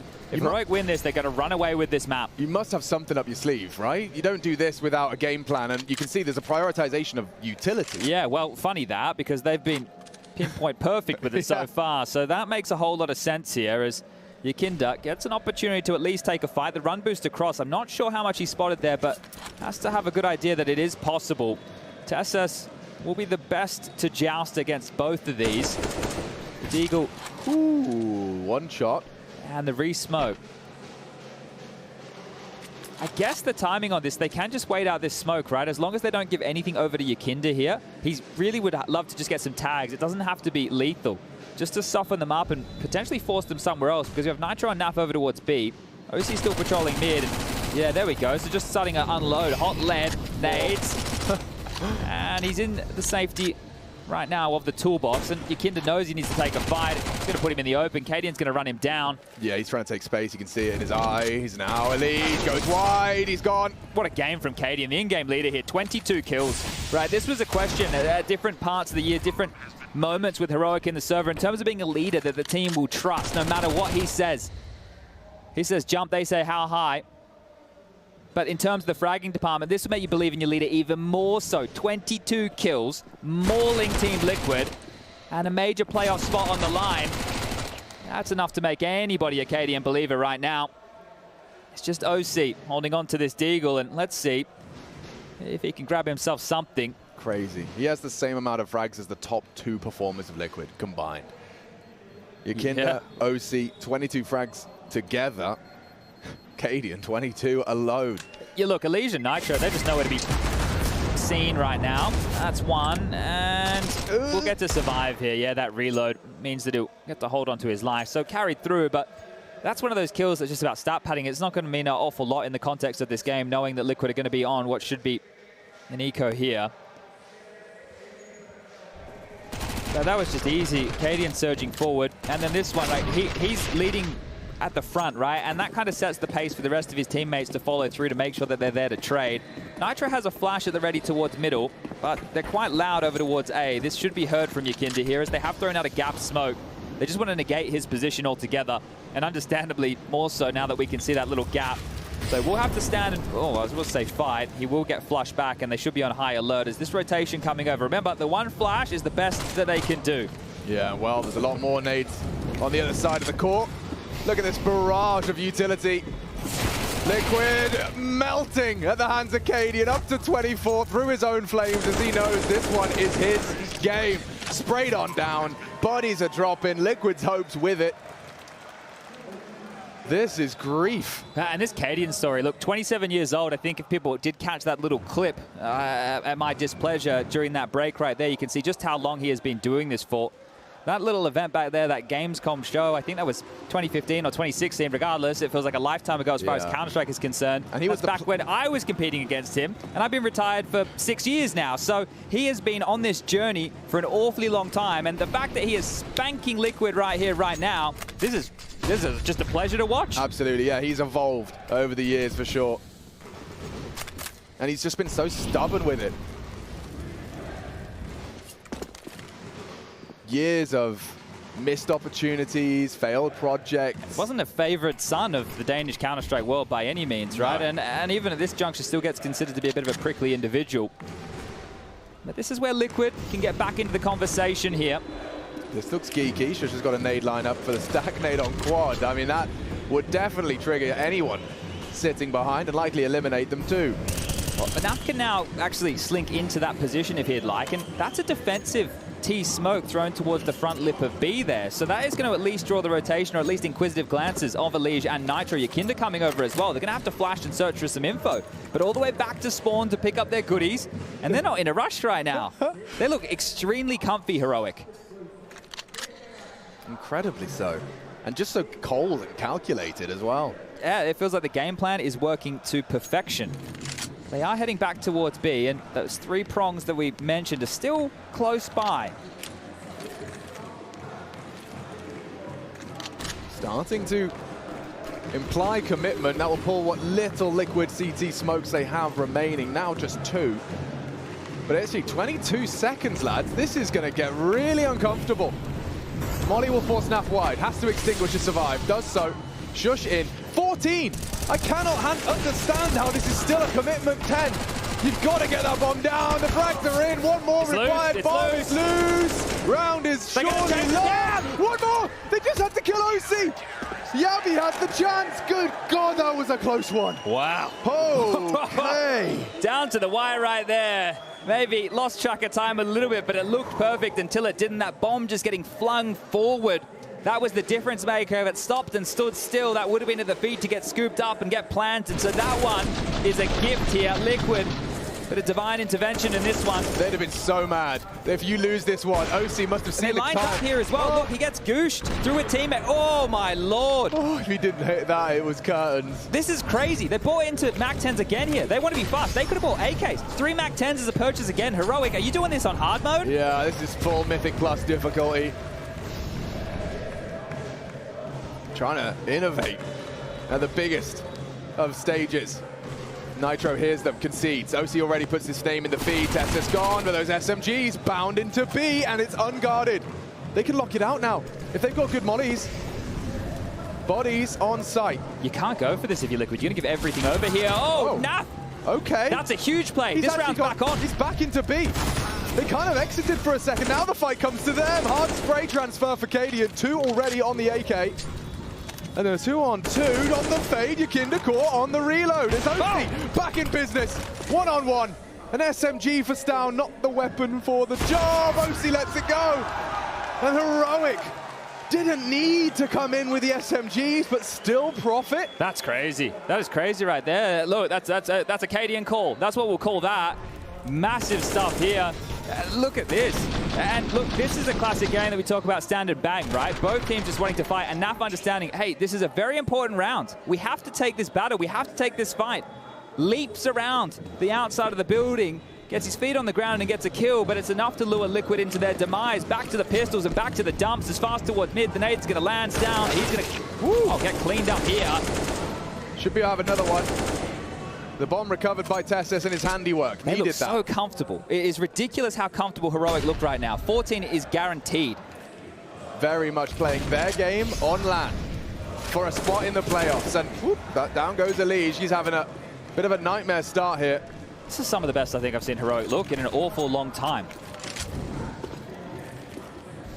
They're not faltering at all. Yeah, they're not faltering at all. There's nothing going against them here.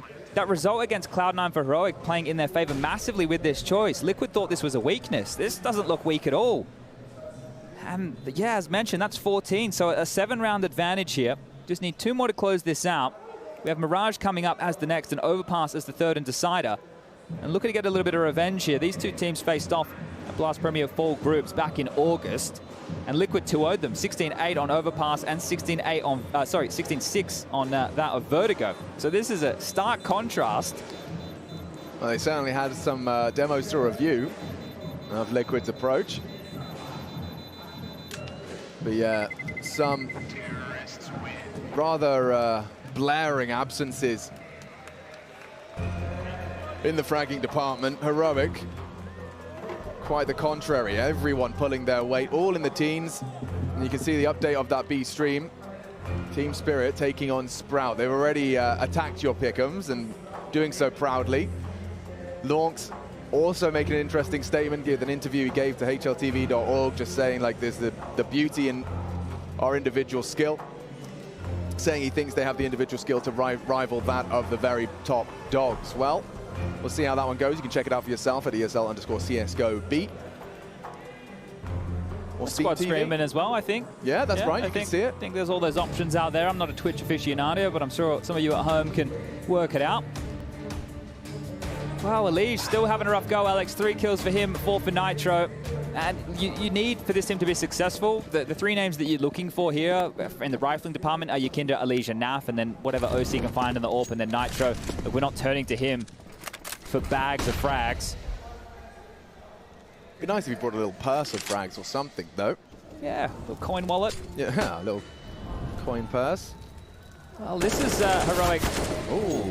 Yeah, you have to be careful with that. Your traces can be spotted, so you're kind of just illuminating yourself, making it a little bit easier to track it down, and a nade to dissuade from middle for now. But this is a bit more of a default spread from Heroic here.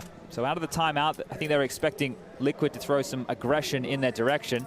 Now that stat we were talking about with opening kills to conversions has been broken off of the back of the round where OC stayed alive. So we'll throw that one in the bin. They're heading back towards A, and Yakinda is here. He's playing around this limp smoke. There's a timer on that, though. And Heroic have been so well aware of the vulnerabilities in their take. Let's see how they clear. Nice damage. OC finds lethality. Tessus is gone. Down as well, meets his demise at the hands of Yakinda. And just like that, a default spread is shut down. Shush to try and right the ship. One, but not done. Katie, that is some forward positioning. Trying to fake it out, perhaps make space for Yabi, who's going for a crawl. Naf is going looking. This could go wrong. Hasn't been spotted yet. We saw this duel in the first half go the other way.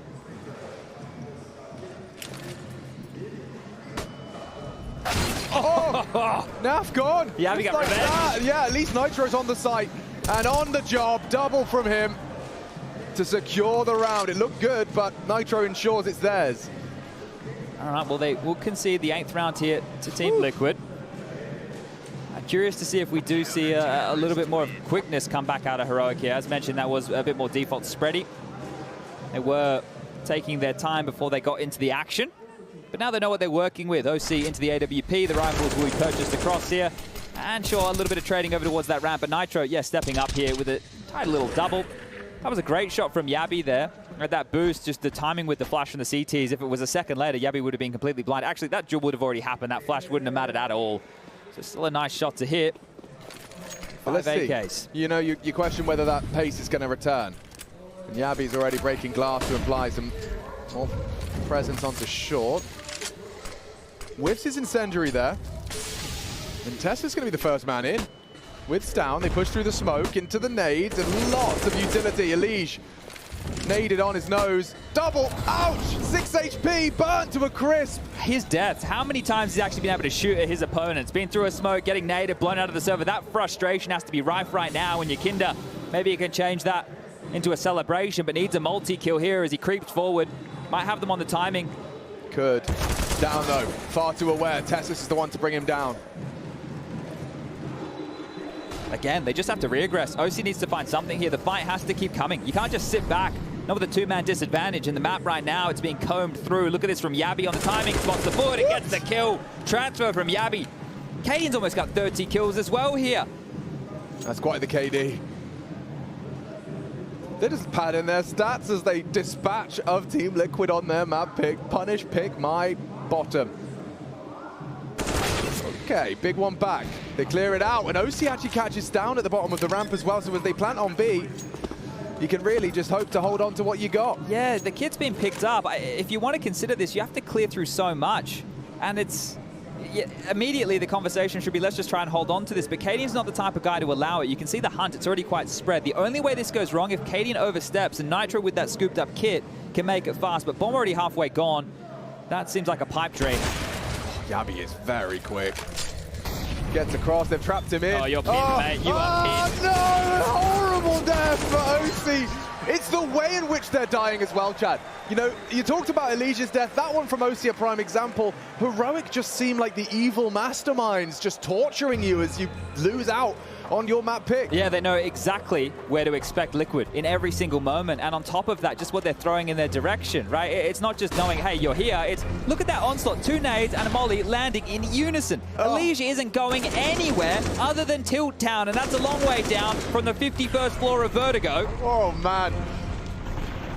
Just look at his options. There were none. No, literally none. He was making a list. Take your hands off the mouse and keyboard and concede. Horrible. I mean, it's beautiful, but it's horrible, depending on which perspective you want to look through. Any naffers in the chat? I'm sure there are. I'm sure there are. Well, right now, those naffers probably thinking about map 2. Yeah, look, this isn't an elimination series, but it's a progression series, and you want to get through as quick as you can. Tomorrow, it is going to be pressure, right? That's all it is. The only way to define it. Your last chance to lock yourself in. Cadian, well, now with the orb in hand, looking for 30. He has done them dirty, and it would be fitting. A lot more than he bargained for here, Yakinda. He doesn't have info yet. No vision. Oh, Cadian completely caught out. No trade available. That's huge for Liquid. They do need to build upon it. Yakinda needs to live and has. Might want to trade out. Yeah, he will. He'll go into the MP9. We'll throw that M4 across. So juggling the guns, playing on their feet. Tessus This one's going to be hard to break. As we can see with the X-Ray, 3 players on the other side. If they get inquisitive... He's so alone as well. Like, this is more of a survival mission than it is anything else. That's a one-way that's about to be limped on towards the sandbag here. Oh, actually, they've opted for a different variation. This one will give Nitro a chance to peer over the top and down the ramp. Or just hold off the top of the tarpaulin. They don't have anything to work with here, Liquid. Very light on util at this point. There's no defuse kit. Sure, you've got 3 M4s. You're up a man. But if you get traded out, how are you meant to get back in? Oh, he actually gets him over the smoke. Impressive from Tessus. Maybe Yabi can build a flash. What a flash. Stown removes their vision. Yabi removes his head. Does it get any better for Liquid now? I like the timing of this from Elite, the proactivity. And a bullet between the eyes. Bam! From Yabi, 20 frags. Yakinda doesn't have the health. He gave his rifle, and for good reason, nearly the double. 2 HP left on Shush, and maybe that's enough for Yakinda for the element of surprise. Okay, Yabi is just all over this map. You cannot surprise him. Naf can't clutch, and it's already over. Vertigo wrapped up. Neat and tidy. What a stomp that was. 70 rounds in just 9 rounds of play in that second half. Absolute clinic from the Danes here. They accounted for anything that that Liquid had up their sleeve. Sheesh. Locks them out, shuts them down, and we're going to be moving on to map 2 of Mirage. That's going to come quick. First the desk. We'll be right back.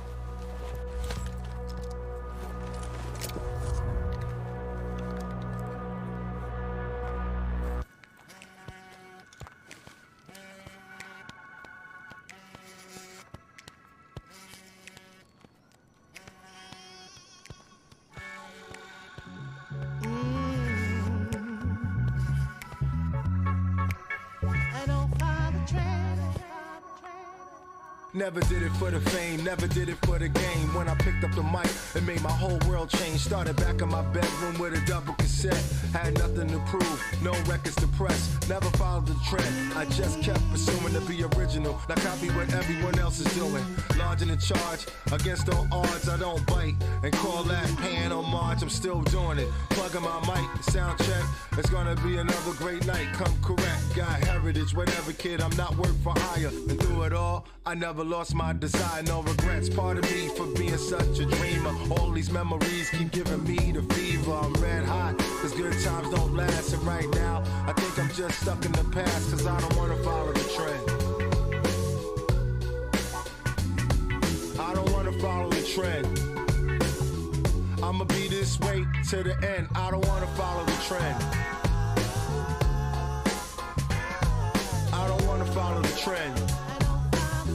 I'ma be this way to the end. Play back on the 8-track, rewind the tapes. Check the meters to make sure the levels are straight. Press record and catch this moment in time. Pay respect to where it all began before the shine. Raw, authentic, cooked up and boiling. Mics get rusty, then it's time to oil them. Gotta plug them back in the decks and crown royal them. The good old days, the golden age. Recognize the difference between the fake and the realness. The wicked with the ooh child, the whack and the illness. Eardrums are shot and minds get into it. Make you hungry enough to swallow and not chew it. And your face got you hanging on a fat shoelace. You're a hip-hop fan, just trying to maintain. Attacking with my jungle tactics. I'm looking at you with my face on backwards, cause I don't follow the trend. I don't wanna follow the trend. Don't follow the trend. I don't wanna follow the trend.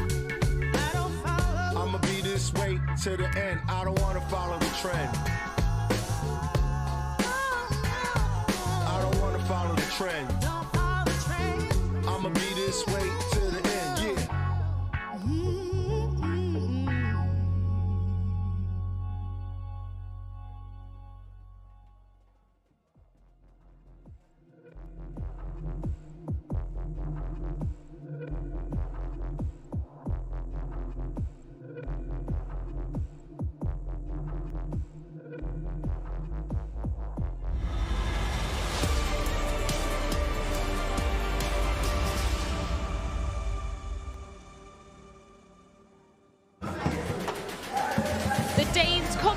completely steal away their opponent's map pick, and in absolutely astounding fashion at that. High-octane, fast-paced Counter-Strike that delivered throughout the first map of this best-of-3 series, and one name Alan was on everybody's lips throughout the duration of this one, Cadian, because he was an absolute beast throughout this entire map. Yeah, Cadian was amazing, but I actually want to start this one by talking about the veto, because Scrims Freya are fool's gold. The last time Liquid played Vertigo was in the EPL final up against Vitality.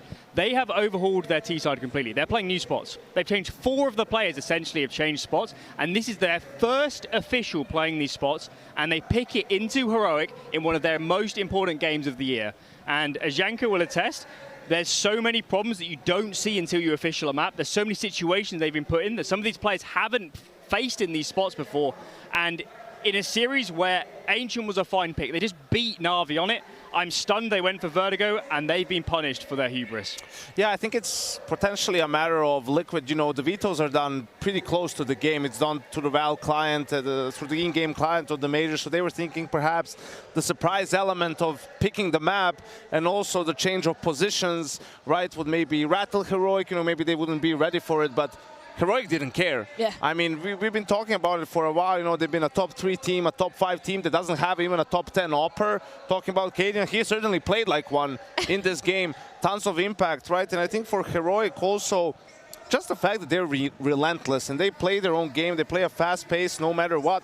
Like for me, it was telling, they lose the first gun round in the second half, then in the reset round with all the money in the world, they buy 2 Mac 10s, right? So just tells you they have like a strategy in place. They had an idea of how they wanted to play against Liquid, and you know, just because they have money to buy AKs doesn't mean that's the gun that in the round they want to do is going to bring them the most success, right? So I love that from them. And that half was particularly where I was looking at for them to be having improvements, because even without the position changes, we go back to the Blastful groups just kicking off the second half of the season. 0 T-sided rounds for Heroic in that particular map. It was a much slower start from them back at Blast as well. So I love that we got to see that fast-paced, choppy Counter-Strike coming out of Cadian. Keeps pushing every single angle. Yeah, I think I really enjoyed this whole game from Heroic. As mentioned, we've said a few times, Heroic are probably the most proactive team in the world. They're so dynamic. That CT side was amazing. Cadian was absolutely everywhere, dropping in and out of secondary AWPing as well on Stavin, and I just really enjoyed watching that Counter-Strike. It looks so different. That Cloud9 game was so static every round. Free Agents trying to fight, losing out to Nafi and Hobbit every time. This time, completely different affair. Cadian was a monster in this game. And wow, that CT side from Heroic, you couldn't believe this was the same team that lost to Cloud9 in such dominant fashion. The smoke killed there on Elish, causing a bit of a desk punching moment from him. Had an abysmal game. I mean, 4 and 20, 0.25 rating, just 29 ADR from Elish. Couldn't have picked the worst moment, you know, to have a bad game. He's been the player leading the pack for Team Liquid, and you know, he absolutely needs to wake up unless if Liquid wants to avoid a 2-0 loss here. Yeah, the fact that Elish was the highest rated player for the side of Team Liquid coming into this one as well, his absence could definitely be felt in the server on this particular map. Anything else that you're putting kind of maybe onto the spotlight for Liquid, particularly coming into that second half, as we saw before? Obviously the fact that Heroic wasn't able to post up any T-sided rounds the last time they played. Now, I think as we can see here, Elish hasn't had the best day in the office. Of course, he's essentially, it's not a huge difference his T-side positioning. I think he's kind of, I call it the Hobbit role a bit insanely, where you kind of go between A and the ladder room and try and play on those positions. It's a little bit different, but he's still over towards A, which he should be quite used to. But for Liquid, complete implosion. And I think pauses as well, we didn't see enough. We need to get back on the same page. And it all comes back to this. They just haven't officialed it. They just haven't officialed it with these sort of spots. And as soon as you get uncomfortable, you're just completely screwed. You're completely screwed. You've got nothing to fall back on. Speaking of that positioning, you were bringing up a particular round where Heroic just totally took advantage of that. Yeah, so in this round, essentially what happened was Heroic pressure A, apply enough pressure, and Liquid say, okay, we need to retake the A ramp. So we're going to go over here, 4 players, and Nitro was left alone. He was alone on the B side of the map, and it was a perfect call from Heroic. They pressure A, bang, straight out mid, no warning, full contact, sprinting out, and it was just a perfect round from Heroic. And I think what we saw in this game, Cadian, he called it great. He AWP'd great, he was everywhere, and he's also a big part of their CD side calling as well, I guess. And in a day where Apex, you know, flustered a little bit, Snappy looked good, Cadian's come alive. It's the Danish in-game leaders that are looking good, Janko. Day for the Danes, apparently. Yeah, and this is the round of reference where it's a reset round and they bought Mac 10s, and I think that play, you're going to see it from a lot of teams who are good on Vertigo, you know, the re-aggress on A ramp is so common these days, right? It's always a mind game. Are we fighting for ramp? Are we giving you ramp? We want you to think we're giving it to you, and then we're going to fight delayed when you just start pulling out nades and you're in your comfort zone, right? So understanding those timings and taking advantage of them is crucial in this current meta on Vertical. Yeah, mind games going down indeed. And of course, it is Heroic's map pick coming up next. That is going to be the grounds of Mirage. Potentially an opportunity for Liquid to bounce this one back and push us to a third and final decider. We're going to see if they can bounce back against Cadian after this one.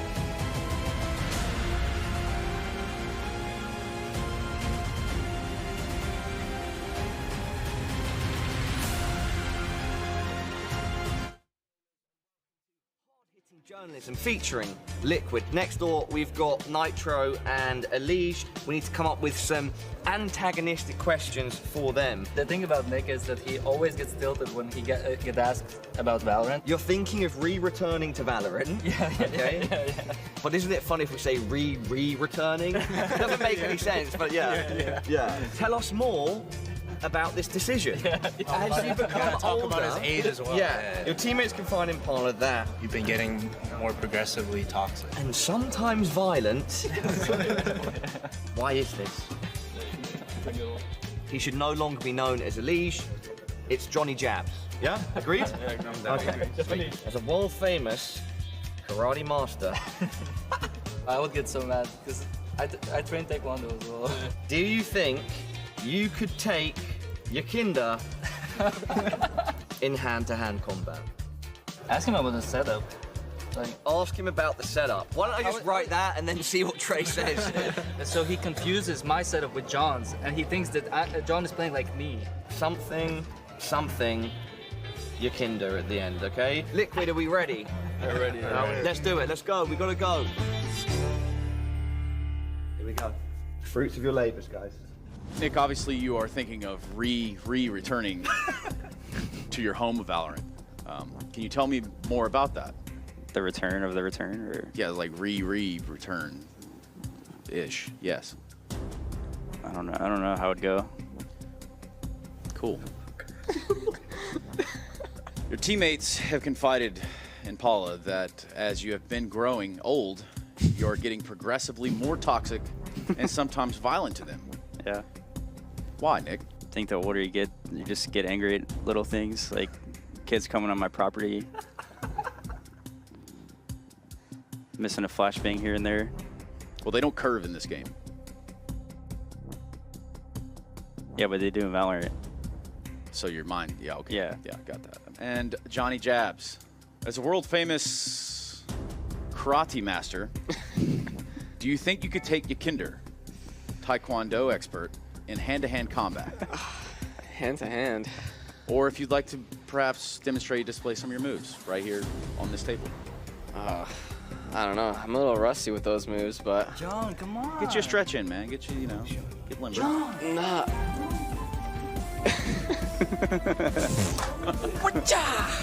Oh, there it is. Okay, I didn't know we were doing demonstrations here, but you know, he's the more recent expert. Mine was more childhood, but I think it'd be a close match. So what color is your belt? Black. Really? Yeah, we're actually both black belts. You gonna ask what color mine is? No. All right. Because I don't have one on right now, but maybe later. It's not on the list. Sorry, man. That's okay. What about the setup? What do I need to know about the setup? Like my computer setup? Yakinder, something. We got the two inverse spectrums of. And they both sit on both my sides. Yeah. So you can only imagine which way I'm looking.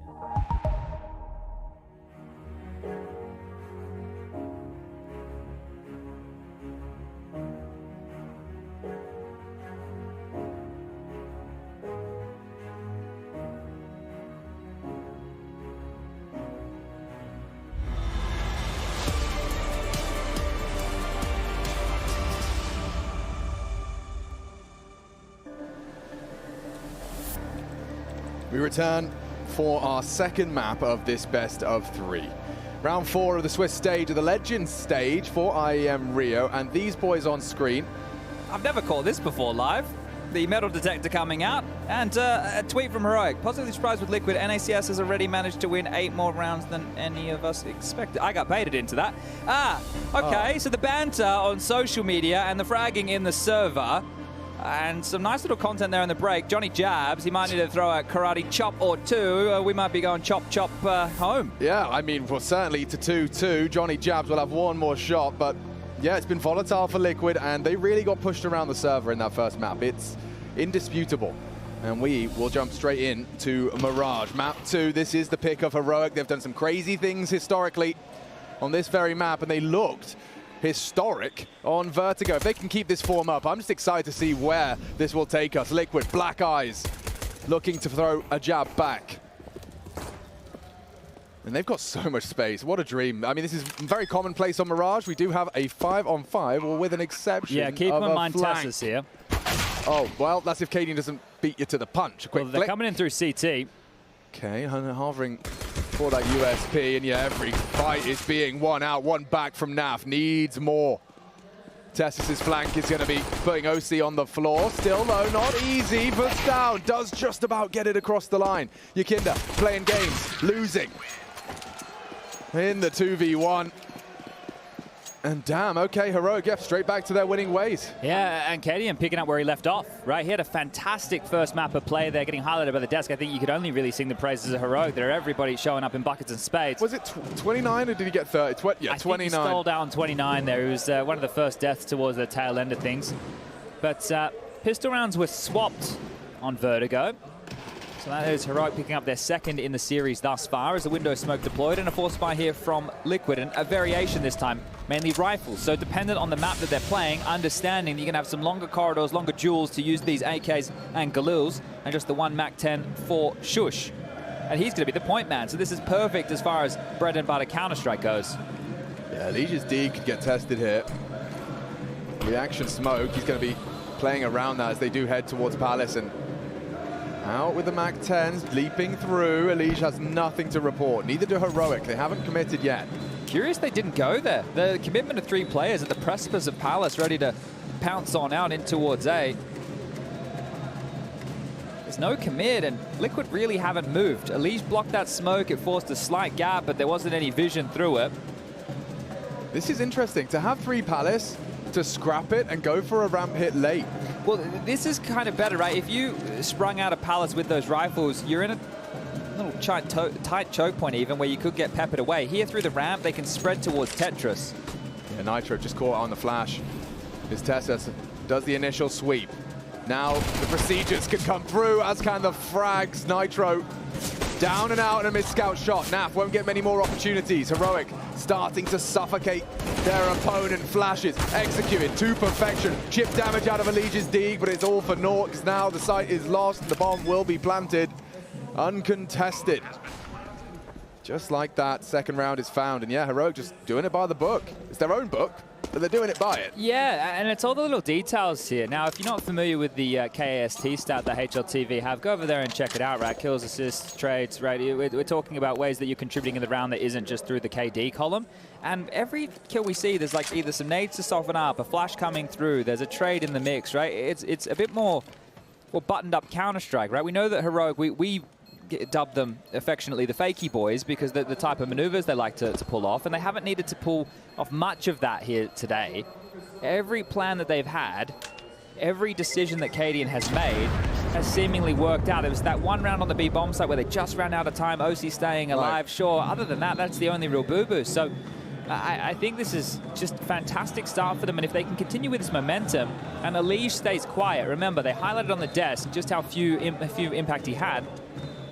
And that's it. That's an issue. That's a big issue, right? And we're not just singling out one name. We're singling out one of the star names. And he wasn't alone. It's not like Yakinda was getting a lot done. It was actually OC, the one that we seemed most impressed by.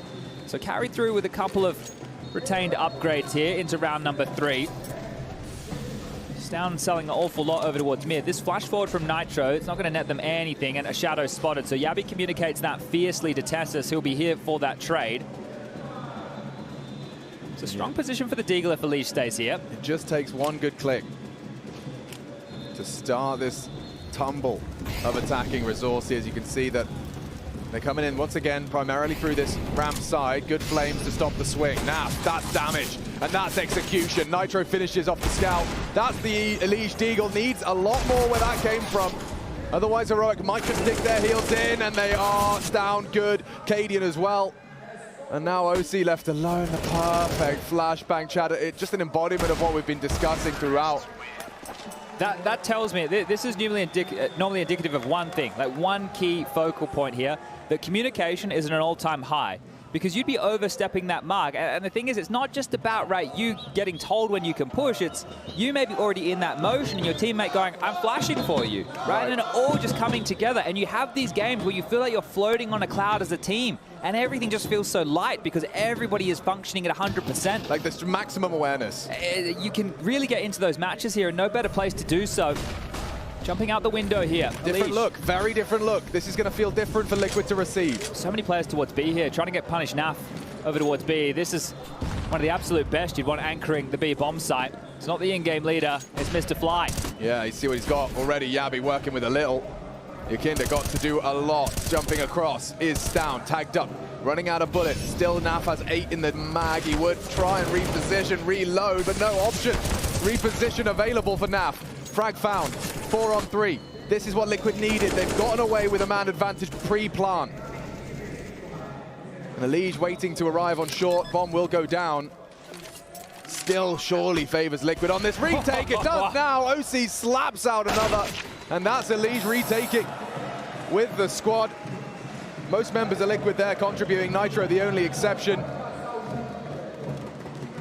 That's a nice one there from Liquid, the response time, right? Naf staying alive the entire time. He didn't go down at all within that round. And you be anchor if that happens, but you can tell it's a successful defense here as the bomb does get planted short.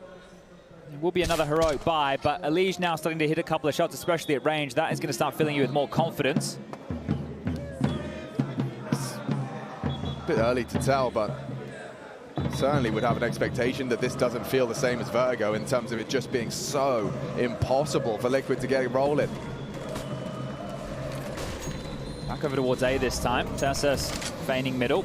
It's just Nitro on the site right now. And while they investigate, he's on his own. An island created here. That rotation. He'll be back in a second, but that's the first shot necessary from Nitro now. Yeah, that's gorgeous. Down as well. Gets another done, and he's continuing to swing through. Elige needs this duel. He may have been spotted. A barrel through the smoke does lead to a spray connecting.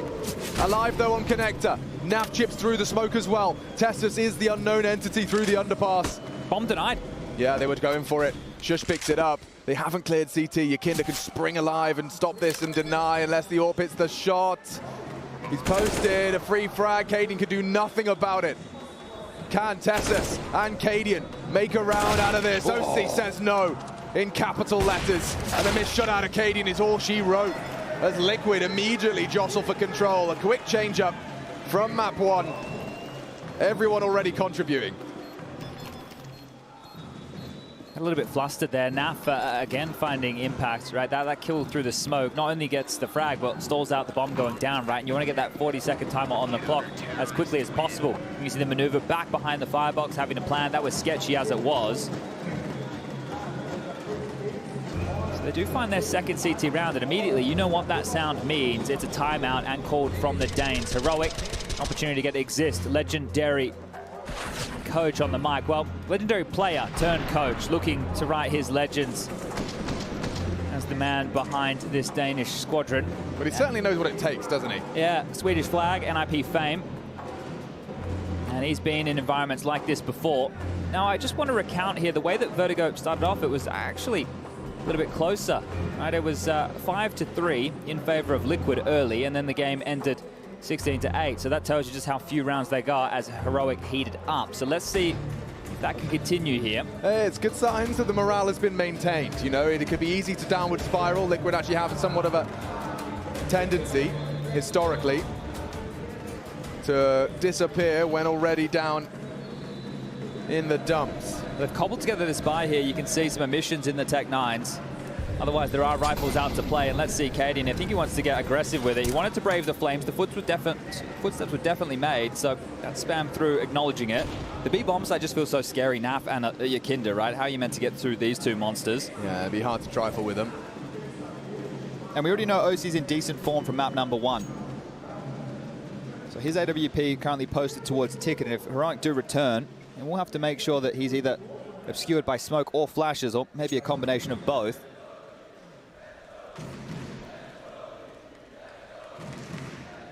Trading places here, so a lot of movement on the radar. Take a look at the top left of your screen. You can see Cadian about to lob out some utility towards top mid as everything is being juggled. It's express delivery. Tessus was responsible for it all. Window smoke here. So the reaggress on mid, Yakinda on short, Elige connector. Nitro has just left A and is headed over towards B. So you see all that plume in unison, and Yakinda throws one out in response to still buy a bit of space here. 45 seconds now. So more forward window smoke. It actually left a gap on one side. The Liege is just staring at it for now. Yeah. It did look a little bit misthrown. He was aiming a little bit more to the left from that variation. Regardless, might not come back to bite them here. Quick down mid, up the guts. Yakinda surveying Naf lower. Yeah, time becoming a factor. Great Molotov cocktail. But pushing through. Naf can win the round right here. They're not ready for him. A perfectly timed push from Naf, leads 3, straight to the grave, and Nitro finishes off with style. That's Liquid, immediately reminding us of what they have got. That was a cobbled together buy, as you highlighted, so we know what that's going to do to Heroic. This should be Liquid's time to start building a cushion to sit themselves upon 3. And a round like this is massive. Yeah, good stuff from Naf again. Can't stop saying his name here. These Canadians cool as bloody cucumbers. Talk about Twist, his impact when we had FaZe, unfortunately, in the server. They've waved goodbye. Naf now flying that flag.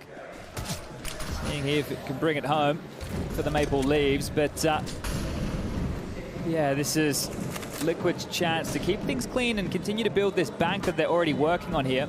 Liege has a lot residual. The rest would love to stay alive and not have to reinvest, as burning gone is Tessus. Taste of his own medicine.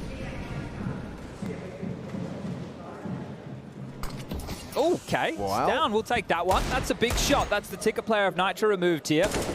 Bottom spotted, Naf. Lets Yabby know that, hey, I know that you're up in my kitchen. I mean, Shush would be very hard pressed to hit a dig on this clear. Elige playing it safe, actually just opting to reposition. They will have 3 defenders here, and it may only need 1. Naf cancels playtime. Yabby still feels his wrath. 9 frags for the defensive start. And yeah, Cadian with just a P250. Hang on, we've seen this before. Yeah, we've been here way too many times. Now, he does actually have a window of opportunity to get behind OC, who's not acknowledging this right now. And if he tucks into the side of reverse, look, a kill and a plant is great for Cadian here. He will be able to get away with... Oh, I think he just made a step. I think he did, yeah. All right. Wow. How it was supposed to end. Yeah, exactly. Cloud9 sitting there, oh, that's it. Oh, to go, right? I see. You just kill him, all right? And the game could have kept going. Well, this is in much earlier stages. So a 1-round lead for Liquid now. I haven't known what winning in this series feels like too often. Now, Cadian can get out his AWP. OC gets the donation back from Yakinda here, who profited from Ogden's Law. Back underway as this one is looking quite direct towards the A site early. Nitro flashed. He's got Elige right next to him for the ride, and that needed to be clean from Shush. Yabby looking the wrong way. Perfect defensive stagger. Ooh, he's going to be trouble. That's right on his nose. It's down. Cadian catches flak as well. Tessus, you think he may be at least alerted to the potential for OC crawling back. They let him in. Back is turned and a frag is found. Surely Yakinda should have him, albeit belated. But now he's going to go for the clear. Oh my God, it's easy for the M4. And looking good for a 5th here for Liquid. I don't think they know where Cadian's gotten off to, which means they're on high alert for everywhere across the Naf is starting to search towards top mid to cut him off at the pass, and Yakinda acknowledging the fact that CT has been left open throughout all of this. Cadian, with so much time on the clock, is hoping a fight comes his way, but it appears that he is going to be the one to make that first move. Naf on this silent crawl, still a distance away, and Yakinda has even relinquished control completely, but does have a good angle to kill Cadian on the cross to that bomb, which we know fell towards default. Now that is another problem. They don't know that the bomb was down towards the side because that nade kill came in behind the smokes, but with the util, Cadian will signify the position, and on 25 points of health, this will not be an easy clutch. Nah, no way, Jose. Naf, Yakinda looking to take space together. This is looking better now. Dipped out in the right angle. Concerned about Palace. They have so much utility. Smokes, big problem. Incendiary. He won't be able to fight if they get it right. And that's the end of that. Naf elevates himself up on that Palace position. That was really procedural out of Liquid. See, Liquid have definitely got their fair share of fans.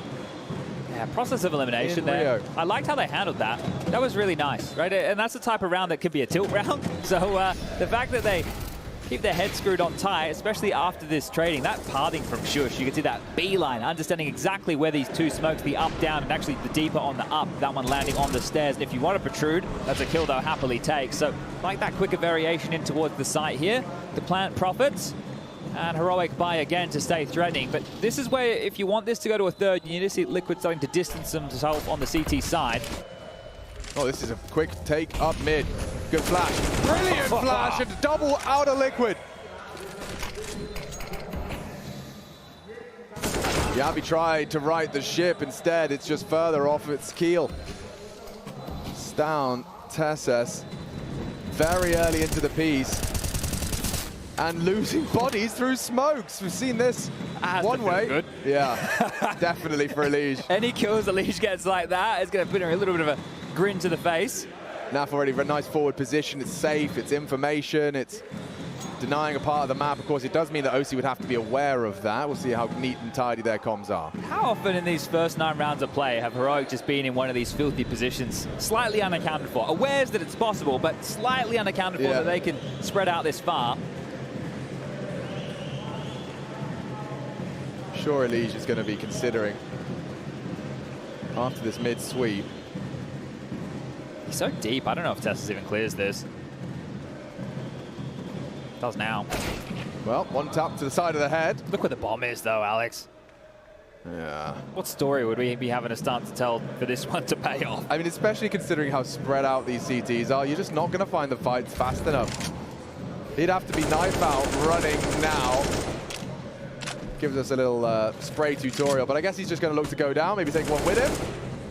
19 seconds, no bomb, no chance of the round. Well, worst case, dying after time, so commit to something here, Tessus. And commits to death. Hangs out with a Grim Reaper, round 9. 6 in the bank, looking better. The volatility of Liquid continues. It's so weird. I'll read the results. There may have been some of you that didn't catch them all. But a 16-2 loss out of the gates upon arrival to Maus. And it was on CT side Inferno where they were unable to get anything done. People were starting to lose hope upon arrival. Immediately. And then, reason. Yeah, with a good win, a 16-5 Sprout, but a 16-14 win against Na'Vi suddenly legitimized them in a lot of people's eyes. If they can do this in a best of 3, never mind a reverse sweep up against Heroic, that would certainly convert the more concerned North American fans. Full A take, good smokes up. Now the plant is the first step. The second I'm not so convinced upon, and I haven't even seen them take that first just yet. Stown has the bomb on his back, and he's jumping towards Connector. They're just deathmatching, forcing shots, missed shot out of OC. That's a great nade. Shy on Shush. But they forward push. This is interesting. Instead of utility, they'll use their bodies to make the space. Well, they forced them back out of these forward positions here at Liquid, but getting the bomb down, that is going to still be difficult. Flushed further. How can you hold CT? Oh, they are going to be planting now and spam through again. Yakinda will find Tessus this time round. Lovely crosshair placement. And you can't get through him. Yakinda's holding A from B. Perfectly handled. No bomb for Cadian, but he is coming out, and Yakinda's got him too. A triple. from the Savior. And that sound again, second time out for Heroic here. As opposed to Vertigo, where nothing could go wrong, nothing feels like it's going right here. It was the pistol and the conversions off the back of that, and that's all that Heroic have to their name. Now, we have been having this discussion of how strong the CT sides have been in a lot of these matchups, and I suppose we can give a similar dialogue here. If Heroic can get themselves 5 on the half rate, that's more than enough going into the second for this still to be competitive, but with that timeout called from the Danes, Daps, coach of Liquid, also has an opportunity to have a bit of a chit-chat here to prepare them. Hey, that was a half buy, bomb didn't go down. Likely no AWP here. And that would be a great observation because Heroic, they do have the full buy again. I'm just curious as what's going to be the methodology of breaking through here. Shush left in spawn. They've tried a lot. They have tried a lot. That's the key, right? B, A, they've tried different pace changes. They've done slower defaults. Leash might get caught off guard by Yabi here, who has trundled quite quickly through the underpass, and he's not going to disrespect it, but will play in the fade. Oh, Leash is going to be flashed forward here. I like this forward CT maneuver. Leash, sharp, ready, one. Yakinda will keep the advantage for the North American organization. Naf, though, a free shot in the side of the head, and he did slip through. If they go towards A, it feels like everybody's here. B's the gap. Oh my God, but Yabi, he's already burrowed into the staircase. So he can be a bit of a point man for this as they head towards the ladder room for a break. Slice of orange, sip of water. Looking for number 4. If OC gets over towards market, this AWP can post up. Oh, actually the timing on this, it's awkward. Shush is starting to slink up now. He's feeling this one out. I think he's sending Shush in just to get a feel for it. And Yakinda is going to receive and with a smile greets the Dane upon arrival. Yeah, he's been waiting for this moment though. Nitro's trying to delay. Worried about ramp. Clear occupation of that shadow position. Lots of damage, but Nitro plays it well for longevity.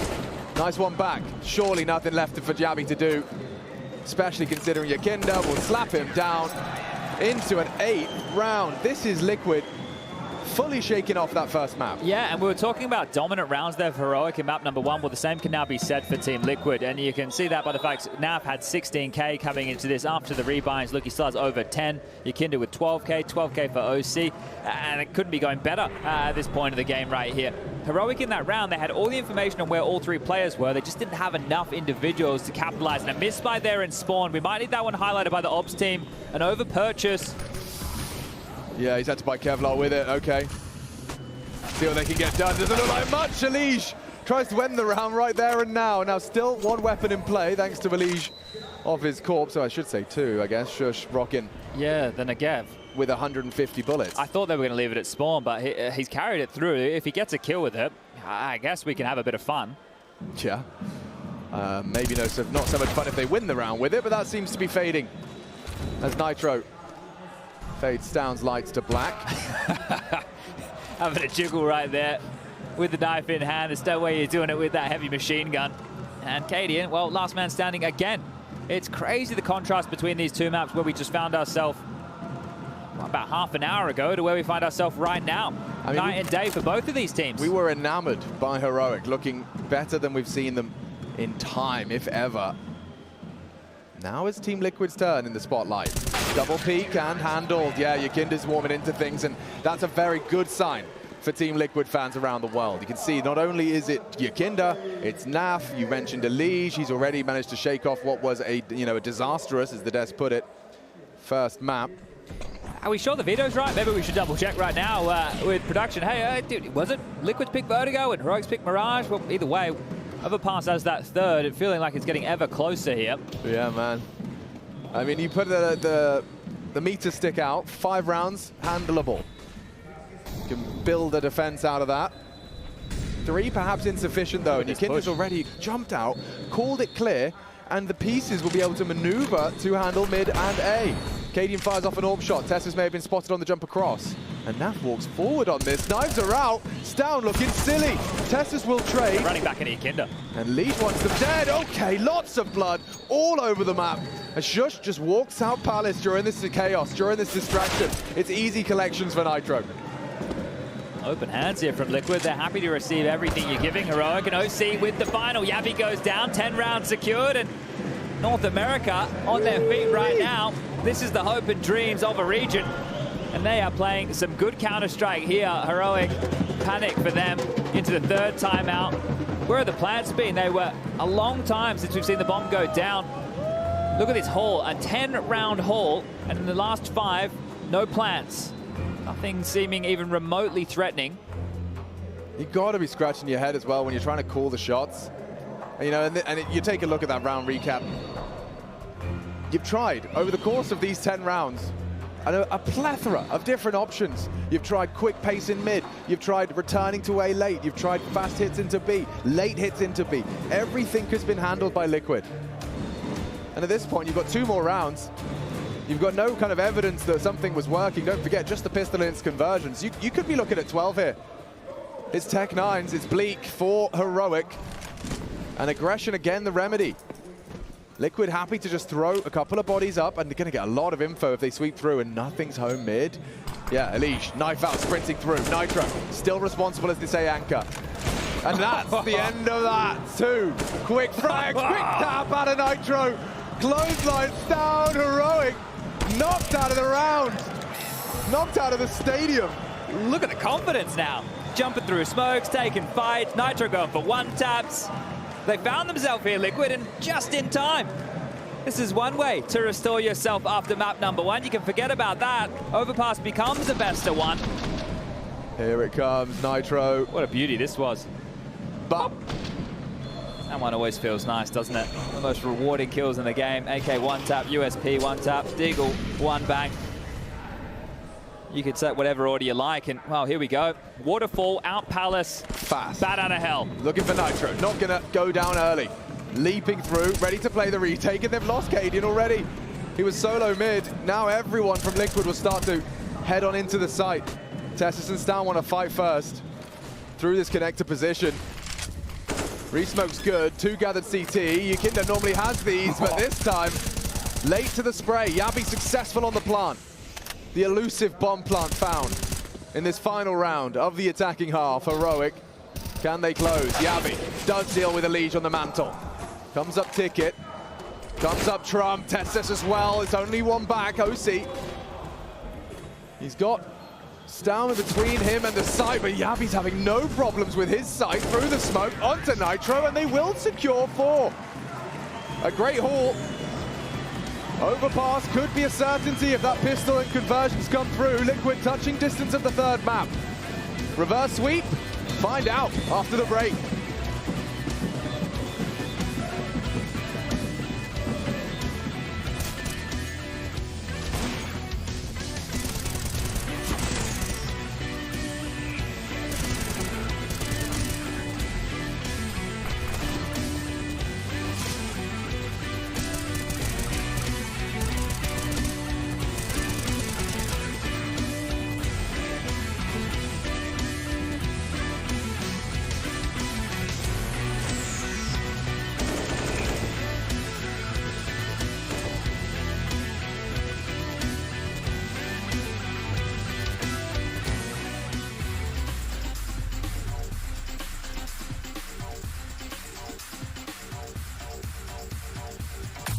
It's Elish. He's at the backside of Catwalk. He can see players pushing him. He's spinning back and forth. Elish electric hold.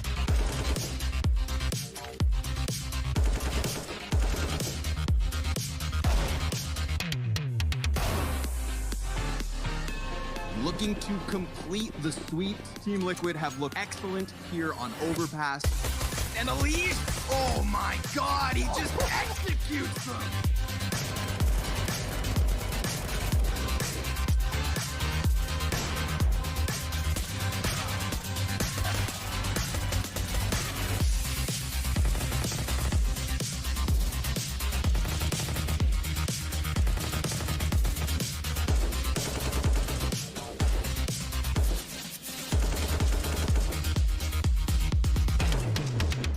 To OT, 100 Thieves, they had the advantage. They had Team Liquid right where they wanted them. Flashbang in, and they try and pop out on the back of it. Elish opening it up. Go on, bud. There it is, number 4.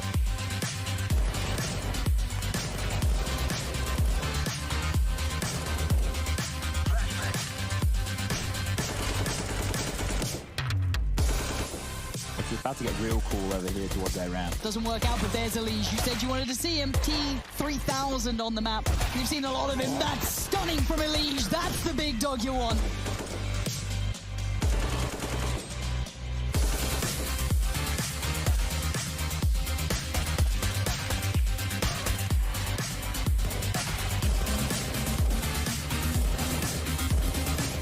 They're still down there, and now the spray, the murder box.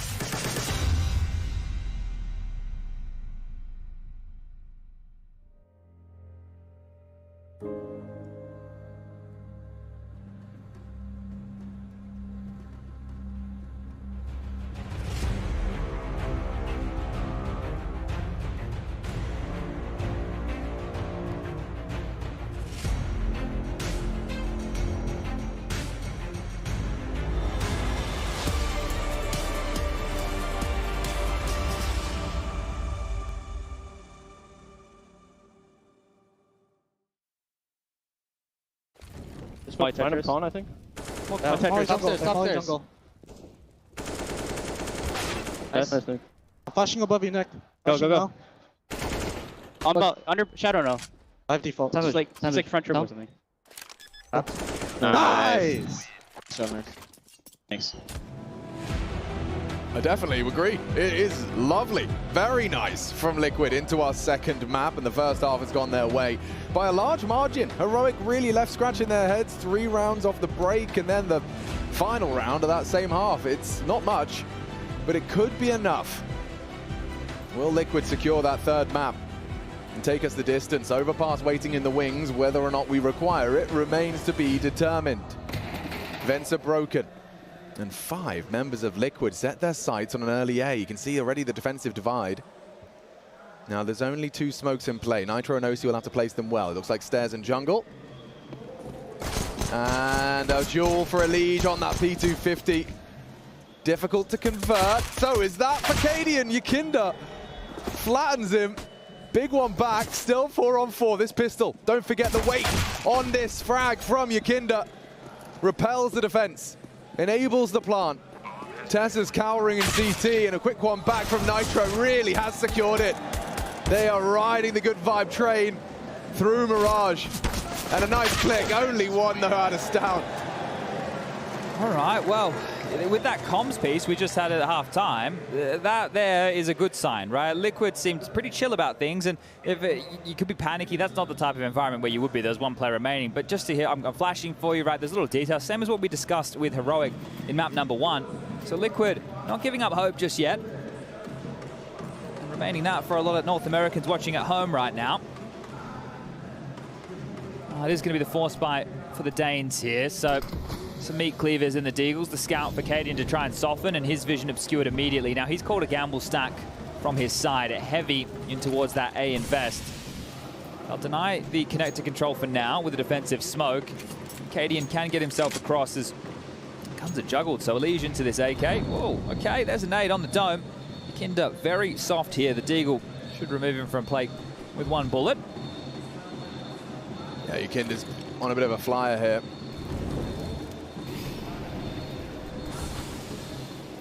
CT smoke to try and lock out any funny business up short, but that's not the play just yet. You can see Liquid are starting to maneuver into a group. But do they change because that scout shot, right? That has to be the question here for Nitro, the in-game leader of the side. We know that there's a scout towards B. The shot was just fired. Do we think it's just Cadian here, or do we think there's more? Those smokes towards connector could have easily been 1 player, right? It's an opportunity to readdress, and juggling util across. Only Cadian. Good luck. Have fun. Beautiful from Nitro. He knew what he was up against. That should be it. And that should be it. They'll have another bite of the cherry into round 18, but this 17th might just have the 1 casualty. Yeah, don't give anything over here, right? Hero, you don't have too many opportunities. You may as well hold on to this investment. The eco, or whatever you save here, will be the best you can offer into round 18. As you can see, everybody now trying to hide in towards Palace. Down has bought some room over towards T-Spawn Shore. But there's actually a hunt coming forward. Nitro and Elige have swiftly, with these MAC-10s, run down through CT, clearing out the A site. I think they feel that if they can get a kill or 2 here, it will mean an awful lot more for them. Now, that grey screen, I don't think you want to brave it. It's not worth giving away a MAC-10. And that might be enough. I don't think there's enough time for them to make it around. So the bomb will go off. 13 acquired now for Team Liquid. This is a clinic of their own. Yeah, just stomps right back to back. And that's look, it doesn't necessarily make for the most exciting 2 maps, but it means that maybe the third, if both teams are online, we can get them locking horns. You also have the other side of this conversation, which is running with the momentum and the confidence, right? Liquid, even though you lost map 1, now you're the ones who just own them. They're the ones who don't know what winning feels like going into that third map. They have to fire themselves up and say, hey boys, listen, we can still do this. So you always have those mental dialogues. Yeah, I like the aggression underpass. No one from Liquid to receive them, but that'll be information on its own. Now Yakindo, oh my god, he's going for an underpass clear. I thought he was going all the way. I mean, it's down. Wants to have a look around. Ooh, that's a cracking headshot. Breaks the skull of Yakindo. Yabi flirting with death now. Nade will chip at Naf, but this should be the swing. Good counter flash. Elige blind. Shush coming in from behind.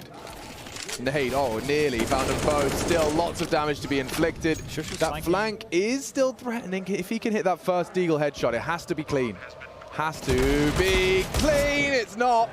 Far from it, and Elige looking to sweep the rest under the rug. Still a threatening 3v3. Now 2, now 1, and Cadian, yeah, tud of his tongue. Didn't even get a Deagle or a Mac 10 out of that. It's a little bit frustrated that his teammates weren't able to hold on for a moment longer. Cadian will still investigate here, but confirmed, and it would be a classic Team Liquid choke if they were to drop this map with a lead like this. 14-4 as Cadian hits the floor.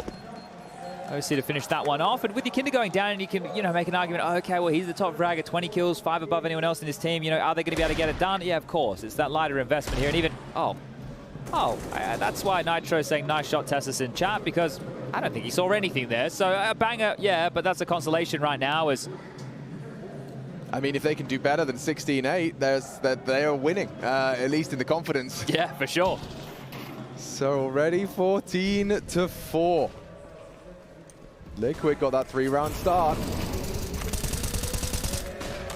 4 M4s in play. That's a lot of damage taken, unnecessarily inflicted onto Cadian. Yeah, looking at the flames, surprised that it hurt. But look at the space taken back. Out Palace, down Dark, Tetris as well. This is great. A's overwhelmed. Oh, and now the utility arrives with all that ground already covered. Look at Naf. He could and does have the frag, combines his bullets with the nade to eliminate Shush. There's a couple of stages to this. Now Yakindo maybe spotted out, down very sharp, should have a good duel, and wins that out. Oh, look where the bomb is. It hasn't been picked up yet, and the fact that one's been drawn back, this round that was looking good is now a little bit awkward here for Liquid. It's fading with the smokes. This hope they had for a quick 15, and now Elige does reignite some passion. Tessus down as well to Nitro's AK. Not even need the bomb if you can just kill everyone. Maybe. Cadian definitely doesn't have the health for this engagement. I don't think Nitro too hungry for the frag. He's got his position on lock. Bomb has been retrieved by OC in the interim. And that's what Nitro was waiting for. Really well managed. Should be, and is 15. Really, really ticking on nicely for that third map. This is wild, though. 15 rounds. There's been one blemish in the 15-round stretch that they've been able to pull up, and you mentioned it. It was the final round of that first half. So otherwise, it's been one-way traffic since the pistol round. This is, look, even more dominant. It doesn't feel in the same clinical fashion because it's not like nades and mollies landing. It's not always a perfect flash. There doesn't have to be. There doesn't need to be whatsoever. This is Liquid just dismantling the Danes. It's a stomp. It's a straight, unadulterated stomping. Finishing it with a B-rush. Oh, that could be a whole lot of fun. Cadian tries his luck on aggression. Nitro leaping into Yabi, and a multi-kill out of the turret. Holds his line, holds his side. 3 to knock Liquid out of the round. Tessus ensures it, and only Yakindo. So just as you were talking about that perfect run, and a second blemish rears its ugly head. As Yakindo pops his, Tessus loses his life. You can see the door is locked behind him. Cadian known, and Different universe, a different universe, perhaps. Indeed. That was a chance for Yakinda there. Almost a foot fault from Cadian, who was fantastic map number 1, and now has cooled off. 5 kills for him, 5 for Shush.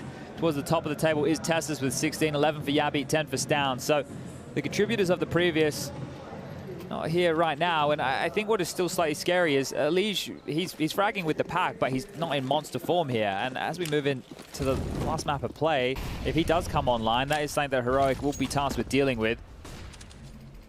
Oh, lovely. Nice shot. Set up for success, and OC will not let that go. That's the flicks you want to see. That boost is traditionally out there to deal with the player running out in the lower side of the connector there, so the fact he can get the flick of the wrist up in time.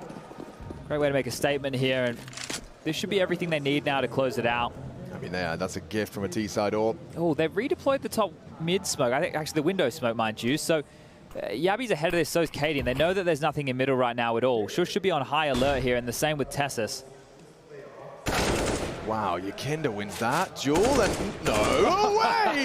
How does he get 2? They're immune from bullets right now. Yeah, I don't know. He's got a shield around him. Power word, shield. And this is quite the power play from Liquid, doing better than the thrashing they receive. Just trading stomps as they trade blows. Nitro ensures it.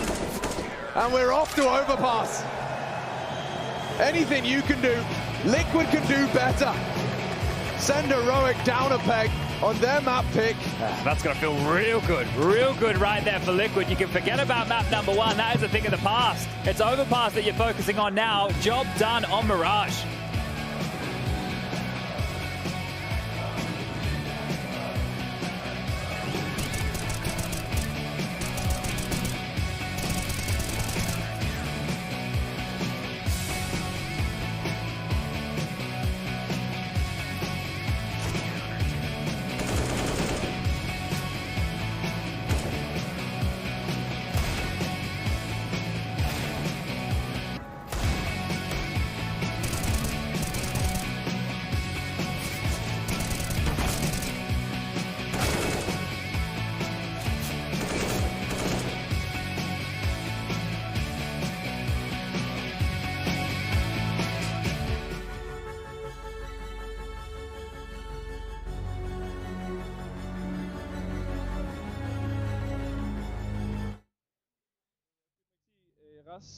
Vi kaster, hurtigt Navi smokes, og så popper vi ud af gul, hvor I bare løber, hvor jeg kaster floor combo. Sådan lidt bedre her, boys. Okay. Jeg ligger bare Navi fra spawn. Ja, sygt hurtigt. Måler om på gul, en der ikke kaster noget. Jeg gør det. Det er sådan rigtig hurtigt, gutter. Lund, du skal smoke gate, når det er. Gennem. Okay. Bare kom med ned, René. Jeg kommer til at gå rigtig hurtigt, gutter. Smoke rappe instant. Er I klar, gutter? Ja. Måler floor her. Presser her. Side. På side. Side en. Jeg skal reload. To side. Det er PT vent. De kan spamme ham. Ikke ham. Han er inde dør. Hold høj lige nu. En høj. Push it down, tror jeg. En høj. Hold ham. Han er virkelig low. En høj stadig. Smukker hovedet høj. Og det er bum. Det kan stige one way. Ja. Masser af tid, gutter. Masser af tid. Hvor er det stresser os lige nu? Han hopper ned for højt. Men det har en smoke. God tid. In this silence, Heroic are hoping that FaZe overplay their hand and give them away back into the round. List hen mod floor nu, René. Og kom hen til at smoke gate om lidt. Kan de spamme T-vent igen, eller hvad? Ja, om lidt kan du. Jeg synes, de skal creep T-vent sammen. Måske. Jeg picker ham her. Spammer de T-vent. Det er noget. Jeg bare smoke gate. Har en mulighed. Ja. Smoke døren, jeg mutter høj. Jeg smoke gate. Ja, ja. One way. Spiller bare til gate. Netter. Sidder under her. Ja. Gate høj sidste 2. Kom med her under mig. Ja, så. Jeg skulle godt forestille mig ham, der han gik radio eller gate med. Ja, sådan der. Jeg må spille den så måske. Ja. Men Mads skal bare holde højt for dig. Ja, jeg holder ikke højt, Kasper holder højt så. Sådan der. Det er fint, boys. I står godt. Er det creep venstre? Firmly on the skies, they know that this Heaven retake's been a consistency. Brokey, this is going to be hard pressed to find much. Swinging out, twist! Oh, it's actually Brokey to steal it. Now they know that Tess has all alone back at the site. Time's ticking away, Twist can't find him, and to time... Sindssygt, God mid-round af dig! Sindssygt runde, dreng. Lund, vi får dig hurtigt vendt dive. Byt mig, René. Nice, man. Ja.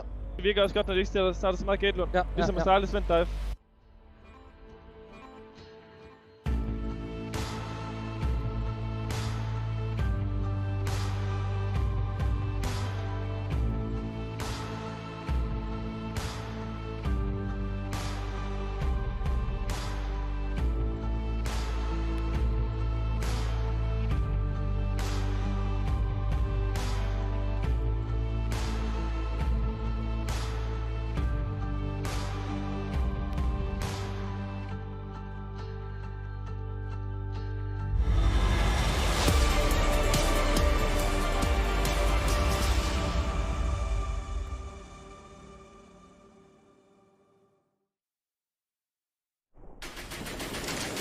Well, Map 2 turned out to be a tsunami.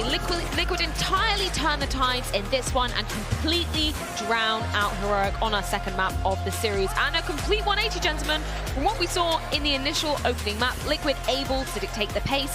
Cadian gets a taste of his own medicine, unfortunately, in this one. A really high-octane game, but an entirely different narrative we see being played out on the Rush. Yeah, an absolute whitewash in that first. So that was 11 rounds on the trot for Liquid. Insane. Heroic won and converted pistol. And from there, it was just a disaster. Liquid throwing so many different looks. Late rounds all went their way. Every 50-50 situation, every retake was going the way of Liquid.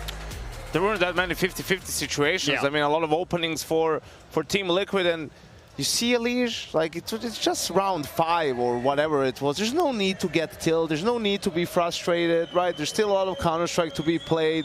Hopefully this puts a smile on his face. Yeah, take your frustrations out on your opponents on the other side of the server. He did do that, paying off in dividends coming into this second map of the series. But I feel like it's Yakinda and Naf that we've really got to put under the spotlight, particularly on that CT side. So much impact from both of them. Yeah, they were absolutely monsters. Naf is the B anchor, and then Yakinda plays over towards Catwalk, and whether it was shutting down B hits, as they did on every single occasion, or these A retakes, they were phenomenal. Naf was brilliant at playing that B-house position. He got off a good couple flanks as well, pushing through and getting in behind. And these two were just sensational on the CD side. Yeah, absolutely. I think also you could see the Heroic, we were talking about their pace, right? And early on it's just fake default, pop B, fake default, pop A, rush A, right? Like 3 of the 4 gun rounds were that, and in between they had a bit of a slower default, and that was when the Naf flank came in. So I think their game was pretty easy. Like if you ask Liquid right now, I think they will tell you it was very easy to read when they would slow down what they were doing.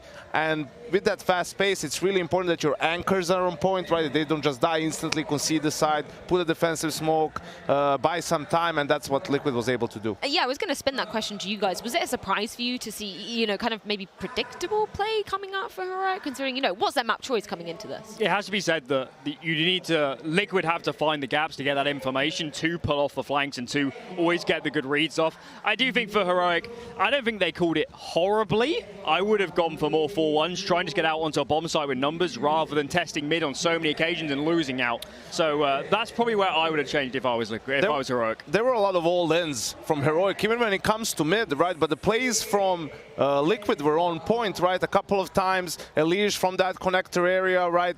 Running out towards mid, getting flashes from Nitro, just like clearing here. We have an example on your screens, right? It's a really fast, like you're going down, you're going to see here just the Heroic players all blind. That's because of the Nitro flash. You can hear it, you can see it up in the kill field on the flash assist, and it's just easy pickings for Elige. This happened 2 times in 4 rounds, really, right? So they were really either well prepared for what Heroic had to throw at them, or just their style is really solid. You know, this is a very simple play, easy play, but it's the perfect counter to this fast kind of connector push, fast connector take that Heroic tried to do a couple of times. Yeah, super proactive, which is something that we were kind of, I guess, characterizing this game coming into it, particularly when you're looking at the 2 styles from both sides of the equation. Yeah, I mean, Yakinda here looks sensational. We've called him out, not looked his normal self throughout a lot of the tournament, but here he was great, he was dynamic, he was on the move, calling around himself, and I think for Liquid, particularly on the CD side of this map, it's so useful having Elige and Yakinda. They can take their spawns, they can both play in towards connector, it doesn't matter. Allows you so many options, especially on those mid blocks. Whoever's a good connector spawn can just swing out Nitro's flashes and make it work. So this is the way Liquid's meant to function, and this is what we didn't see on Vertigo. Yeah, I was just looking at the CT rating for Yakinda as well, coming off of, you know, the past 3 months of stats. 1.57 rating, just absolutely blowing him out of the water here as well, ending up on a 1.71 rating for the Latvian on the server today. I do want want to spend some time prefacing the third and final decider map. It was a toss-up between Inferno, Overpass. I'm kind of heartbroken it didn't go to Inferno because I do want to see Liquid bouncing back on that map. But how are you laying out the grounds for Overpass this one, Janko? I hate this from Liquid. In a sense of, if your Inferno is, if you have confidence and your Inferno is like that good, why not have it as a decider, right? At least in my opinion, I always wanted to have a map that my team is more comfortable on, and I know that my players like more. Even though, you know, maybe they see Overpass as a weakness for Heroic, but I think that's more of a historic thing for Heroic than recent. I mean, it's also this year their second most played map. The last 2 games they played against Outsiders and Vitality, both good teams, as Outsiders especially on Overpass in this tournament, right? And they managed to get relatively comfortable wins, right? So I feel like this is almost a trap card, you know, from Heroic, sort of, that they like, that's being called by Team Liquid. It's almost the same story as not going for the ancient pick of, they're not going towards their comfort maps. They're trying to be really smart in this veto, and having a look at their results, taken to overtime by EG, losing to Complexity, of course, against Vitality, overtime as well in the Pro League final. They're close games, but it's far from convincing. And as Janko's saying, if you think you're the better team, just play Inferno. Just play Inferno and close this series out. So, yeah, it could get real funky here. You look at their results with this roster, yes, that the Mouse loss was horrible, but outside of that, it's just a couple of more losses and like 10 wins, right? You know, and those losses have been also pretty close. So just, for me, a strange call from Team Liquid. And you know, yes, they have momentum right now coming off of this win, but Heroic is not a team that's just going to flop on the third map, you know, and be mentally, psychologically broken. They're very strong mentally, as we've seen in the last 2 years, really, with all the things that have been going on. So I think this might be a more difficult game for Liquid than they expect. Yeah, it's definitely been 2 dominant scorelines thus far in this qualification series at the IEM RIO Major. But that now leaves us on the doorstep of Overpass as the third and final decider. We're going to see if Heroic can bounce back after being absolutely shredded to pieces on their own map pick. We'll see how it plays out after this.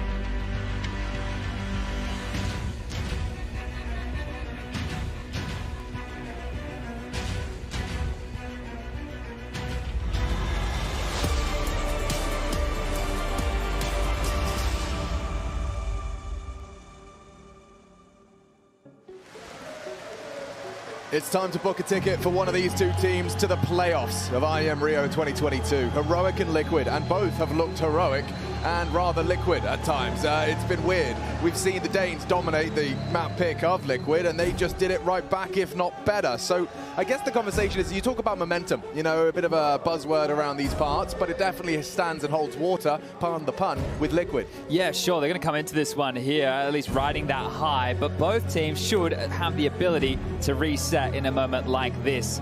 Opponents that have faced each other in recent history, ready to lock horns into the third. An overpass pistol round with Heroic starting on the CT side. Liquid on the attack, kicking off now. And well, nothing crazy in the util sets here. No Julies, just a kit for down with a smoke. A 4-man B start is very standard as Cadian searches forward for some info. He's actually playing for sound cues above connector early, and then he'll peter back if he feels the fight coming. And the fight is coming in the direction of Elige.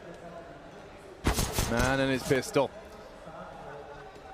There is potential for support, but will they open the door? Are they happy just to slink up? Sure, has been noisy here, so heard him drop back. And they will start to crawl up connector. Cadian has been joined on A by Stown now, so they've warded off the fact that it's not a B rush. Now you can play a bit more of a standard defense. Cadian will be calling long somewhat clear, but Yakinda might want to change that dialogue as Elige. Well, whether on board into the boost, and what a shot from Elige! That is gorgeous. Any more of those where that came from? Not quite going to hit the mark on the second, but stunning on the first. And Liquid actually, yeah, viable for a rotation. They're heading straight on up Banana, and Stown might want to drop his divider smoke now if he wants a chance to use it. Of course, smoke in the kit would be nice, and that's exactly what we're talking about. Inspired by Cloud9. Forces them, channels them into a bit of an even duel. That's two back from Heroic. Oh, and another flattened. Tessers with a nice click, long-range Glock getting you nowhere. Heroic revive the hopes of the Danes. Convincing pistol at the end of things. Certainly not at the start. Well, with how that kicked off, Yakinda took down Cadian, who's on the info play towards long as well. So this shot here from Elige, got to watch this one again. Splat, Shush's blood paints the back wall. Yakinda takes him down, but then Tessus, Yabi, and, well, the two of them, they close it out. They just absolutely shut Liquid's chances of that pistol. And actually, it won't be the force buy. So we have been seeing traditionally these second-round purchases coming through from both of these teams in the series thus far. Without that bomb going down, they're going to keep things pretty conservative. Yakinda with the Deagle, the headhunter himself. Want to let him off, well, I guess he can let himself off the leash. It feels like this is the dog that carries that in his mouth. The owner's the one who follows. We've seen remarkable things out of this kid, even though he's only, I think, at his third major. Yeah, that confirmed. Yakinda's only third major. It feels like he's been a mainstay. Cadian. Only the one before I think he probably thinks better of staying. He might want to call for Tessus, who's dispatched OC of his life.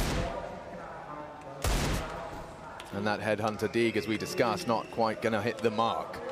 Well, we were doing a little bit of a history lesson earlier in the day about Cadian, right? The fact that how long he's been doing this, and that little piece in the break. But you need to talk about the combo of Elige and Nitro as well.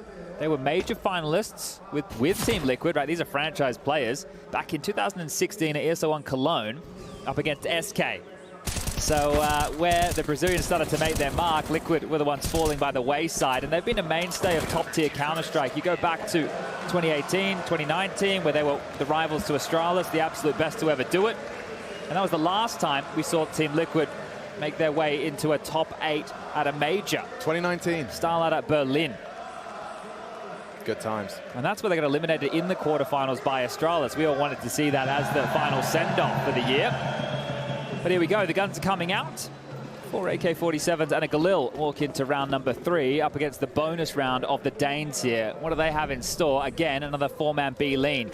We've already covered why this is an essential little maneuver, and no extinguish immediately. Actually just going to wait things out. You can see Nitro considering it. Does get tickled, but I don't believe that was audible. On his way. Reactionary utility from Shush. Right on the money. Trey down, swung through, keep cleaning up his Tessus on the M4. 2 swept under the rug on that spray. Nitro and Yakinda, yeah, this one's not going to be easy. Just locking out that monster tunnel commit. And that's a prime example of why you want the multiple bodies, supporting utility, trades. This boost, though, it looks like Tessus probably could catch wind of it if you've up the jump. Yeah, this is the thing. B defenders have to be very, very aware of all of these type of boosts. There are a lot available here to try and make things awkward, almost across the entire map, as it were. But this is a way to get a kill back. Tessus is forward now and wants to remove Yakinda. He will. Just Nitro, yet to frag. With 40 seconds left, this would be a captain's 1-on-3.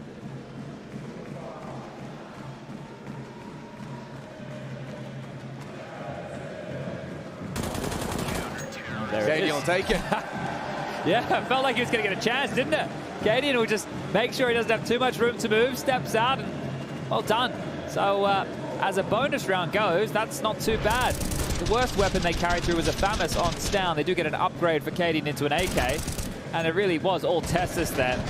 We've seen some massive spray moments from this individual. The one that sticks out the most is that play on jungle, where he kills them as they're coming out of connector going. That is wild. If you haven't seen it, just Google Tessus, Mirage, spray control, and yeah, you believe what your eyes are showing you. And believe this, believe you me, Team Liquid do not want to get back into that washing machine. Now, right now, all the stars have aligned. They win their first gun round, they did it with the bonus rifles, they've managed to scavenge some upgrades. Heroic love when the wind is behind them. When it's beneath their wings, they can soar higher than many. So Liquid, this timeout probably works twofold. It may also be talking about our approach, but also just keeping aware that Heroic cannot and should not be allowed to fully run away with this opening. Yeah, I think to build on that, it's about dragging them into the mud with a lot of these fights. Don't allow it to be too easy, right? Make sure that if they get two, you still get a trade out of this, or you're keeping it somewhat gritty, not only for the finance rationale, but what you're saying. If they start just shutting you out, they're going to find more and more confidence here. So the highlight of this half investment is Alicia's scout. Cadian forward. Tessus is back towards Divider, so Cadian will not be overstepping the mark here. Burrowed down into a bit more of a standard defense. It's strange to see Cadian up against the half investment here on his own. This is, well, not advised, I would say, if you were trying to play Counter-Strike by the book. Well, that type of shot is, but being on your own susceptible to giving over a rifle, definitely not. Now, that was the bomb over towards the playground, and it feels like these fights are going to be quite easy to take. Yeah, another one. And there's no pep in the step for the trade until Naf makes me eat my words. That one's tidy.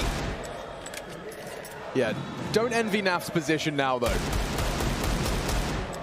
Tucked in a corner, locked on both exits. Oh, wow, very quick to react as Cadian. He's looking a little bit back to his Vertigo snappiness. Yeah, there. I think he went and looked in the mirror. I think he went, yeah, this is the player I was. I need to find myself again. But I think that this map, and I know that in terms of the verticality of it and the footsteps, I mean more of the tricky business, the seesawing across the map. I think that once T-side map control is established from Heroic, once they flick over, they can play more funny games that we're traditionally familiar with. And that's something that Liquid are going to have to deal with here. Now, we still have a bunch more rounds before we get there, 11 in total in this first half. So we'll start that conversation a little bit later here. We need to see Liquid find a bit of something. There doesn't have to be an awful lot. As OC, that's a risk. Yeah, that's exciting. Very exciting. OC, early, looking to catch out these B defenders, try and break the setup. There's 4 members of Heroic here, but that is what he was waiting for. The molly forced the fight. He still doesn't get the lethality he hoped for, and he's sticking around. This part I'm not so sure on. They might just sweep through again. This time, yeah, but he does catch lead. Okay, Liquid, well handled, and OC, very promising to see him taking matters into his own hands. Tessus, careful, he's got a lot of utility that would go wasted if he concedes. I'm curious that they swung on Pillar there, because Stown was actually over towards ABC and could have flashed or smoked off because you didn't push OC away. And not many AWPers are going to give you that opportunity to get away scot-free, especially in that type of environment. So a great one there from America's Sniper. As they turn their attentions back towards A, Cadian, Stown, and Tessus have actually gamble stacked, and well, isn't this very heroic? Yeah, very much so. Elige will be working up on long. Naf, that's a dream. He's actually got the frag solo on B. And now they're realizing maybe B sounds better. Do we really need to commit? Yeah, sprinting now. Knives out, and the round should fall into place for Liquid. That's a gift, and that's very modern Counter-Strike. Naf gets the frag, immediately just pull the ripcord, get out, get that bomb down. Round one. Yeah, understanding that in the number advantage, you can send the feelers out and look for the type of passages to get you into an easy plan. But you have to give a lot of credit to OC here. And in the early stages of that overpass game, we were quite excited. Of that Vertigo game, quite excited with what OC was doing on the AK, right? He was finding some kills, getting some good trades here. So now that he's been able to pick up 2 big kills in round number 5 on the AWP, he's activated. Now, I'm sure we'll see Cadian's AWP out in the next with 8.2k to his name. Shush will need a drop, but Stown has plenty to make that possible. And this is more like it. Liquid able to pick their first up. And on a map like Overpass, you have to take a look and really go, okay, you're not expecting a massive haul. So we'll set the precedent early that if Liquid are able to get anything more than 5 rounds on this T half, they should be considering that a great success. There was the first miss, but you give him a second chance, and OC, he will deliver. Now with the self-flash through. And look at that, Shush, no hope, no chance. Nothing whatsoever available there. Cadian AWP is out, the full buy for Heroic in. And they're starting the AWP over towards B, so I don't think he's going to find OC over there this time. Yeah, quick extinguish and pushing. Missed Molly on short.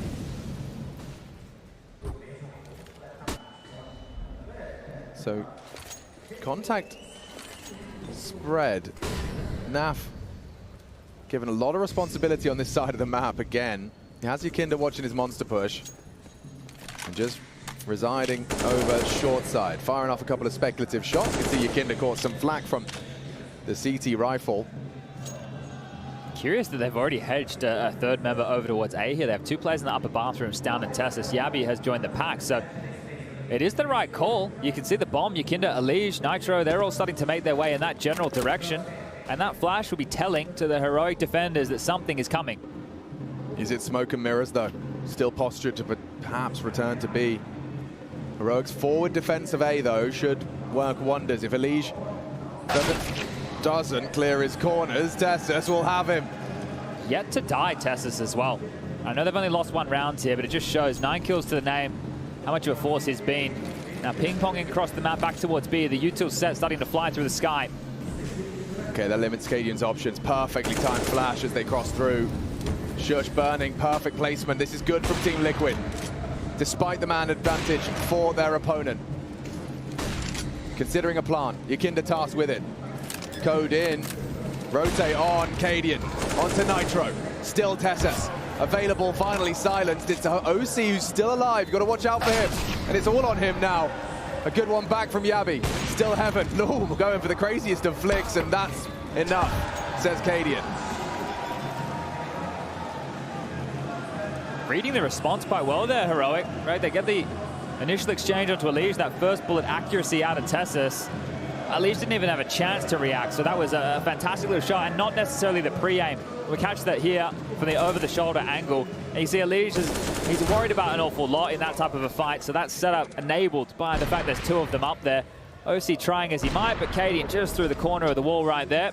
And Tessus should be fired up about things. He's having a great game.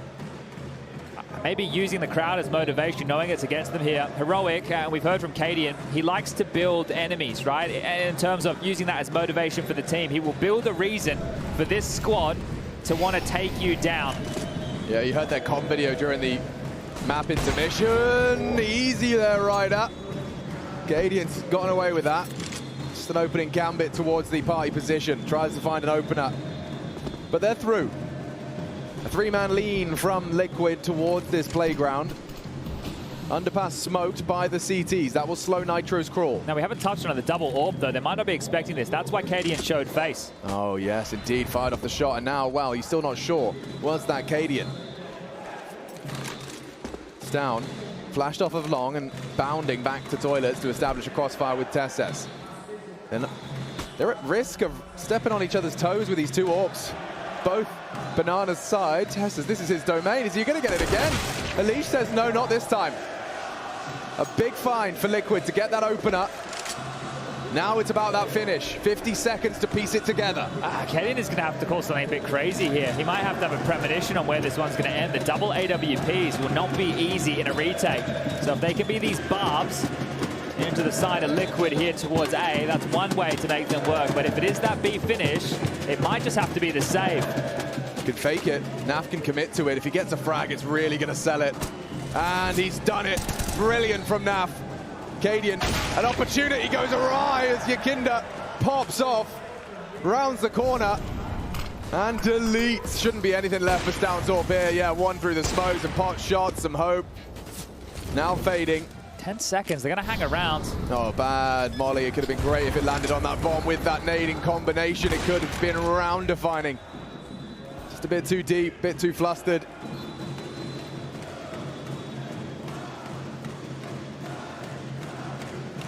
And as we expected, in comes the save. So Liquid, you have to look at how they handled this round. It was a similar formula to what worked previously, but this time round, Elige gets this opener. So you see the sidestep out, ready for that, and this is fantastic from Yakinda. So having those two be able to open up towards A is great, but Naf is the reason the rotation started to head back towards that B site. So great work from him again to find success through the monster tunnel. Bomb will go off. Liquid keep it to just a 3-round game in the favor of Heroic here by notching up their second, 5-2. And a timeout called, the first for the Danes. Moment to take this all in. Remember, on the line in this final map of play, the champion stage, the playoffs, the arena, where this atmosphere will be amplified. And I don't know by how much. This is uncharted waters, and I think if you've been here in awe as these teams to see exactly the type of celebration Furia gets, you want to experience this for yourself on the stage to, even if you're the enemy, just bask in all these humans here to enjoy the game that you at home love as well. Yeah, I heard some absurd numbers, Chad, in terms of ticket sales for the we got the fan zone as well, don't we? Sunday, yeah. Fan zone, arena sold out. Sweden versus bloody Brazil as the show match. Oh yes, that's going to be fun. A stacked show match for sure. Let's see if Liquid can build upon that team round they've just posted. A different look at the strat book. Nitro's made his intentions clear. He wants his boys into B. Tessus will be a forward position, and down. You can see he gets a lot of info off that, as well as some nade damage. Very quick out of Tessus, but they're coming in. We need a defensive frag. Yabi's got no vision, but it doesn't matter. Somehow gets around the pillar and gets 2 away. Stown still holds on as well. The AWP set for success if OC could have just hit the first, but now the flank is here. OC on a timer, and from behind, Tessus strikes, running out of chances. Is Nitro. One back, but he knows there was a flank.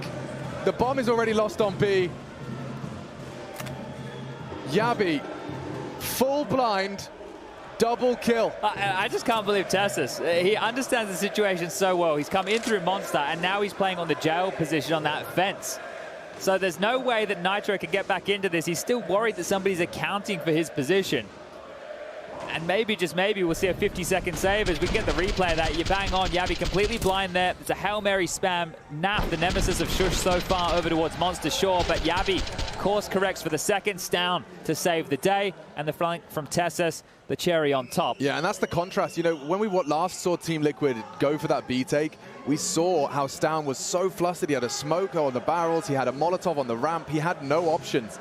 And the fights were much more segregated, and it was more individual for Heroic to try and handle. That didn't work so well. This did. You throw pace into Heroic, you better be able to play them at their own game. Yabi, despite losing vision, still manages to pull off a nice defensive frag. 11 for Tessus. Yabi and Kadian rocking and a rolling as well. You're right, Shush has been having a bit of a mare. Naf has got his number. It's a difficult job, especially being that Monster anchor or the B anchor. You're the last player to leave that site. You can see how Naf's been able to isolate those fights. It comes down to timing, right? You have to play anti-flash. You can do like the nose flash from Monster. There's a whole bunch of variations. It's a susceptible position.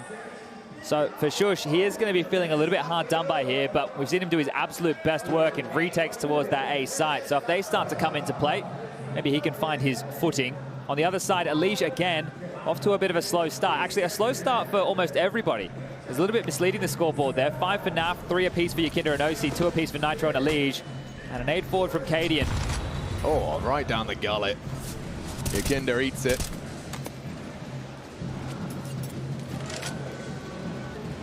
Game face is on for Liquid.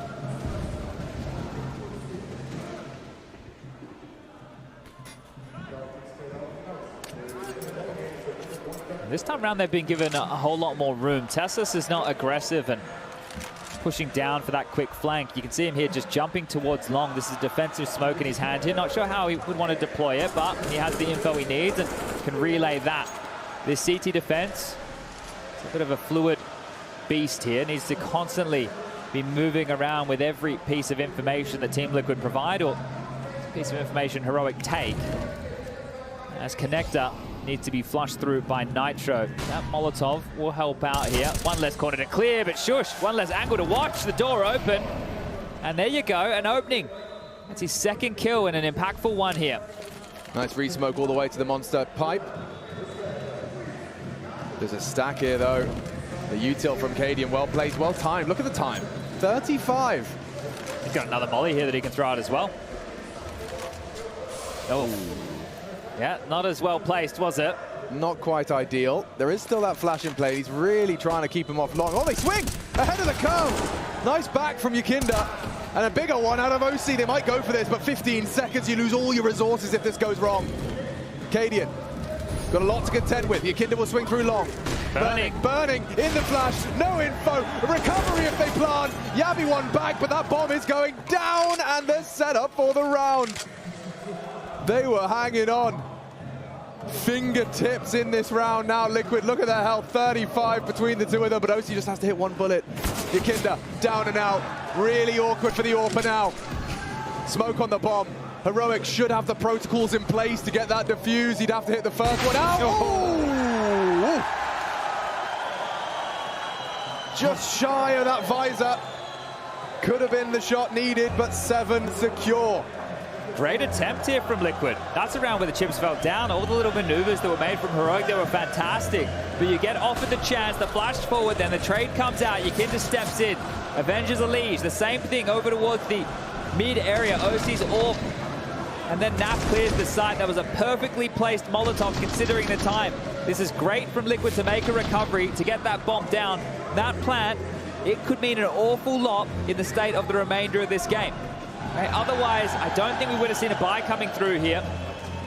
So getting that down will facilitate... getting loud out there now.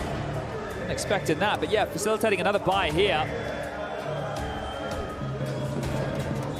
Liquid is still in a good position to somewhat break Heroic, and I think in that timeout, maybe that conversation was had. If they're going to give us chances like that late, it's not a problem. We come from the school of James, taught by Yakinda.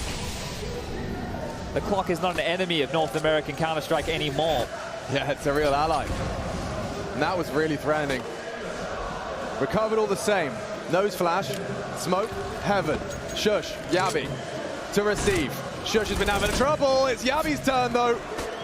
Meets Alicia's AK. Counter flash in. Shush to do a lot and he can't. Double entry out of Alicia and he may not be done. Another one for North America's star rifler. Straight into the sight.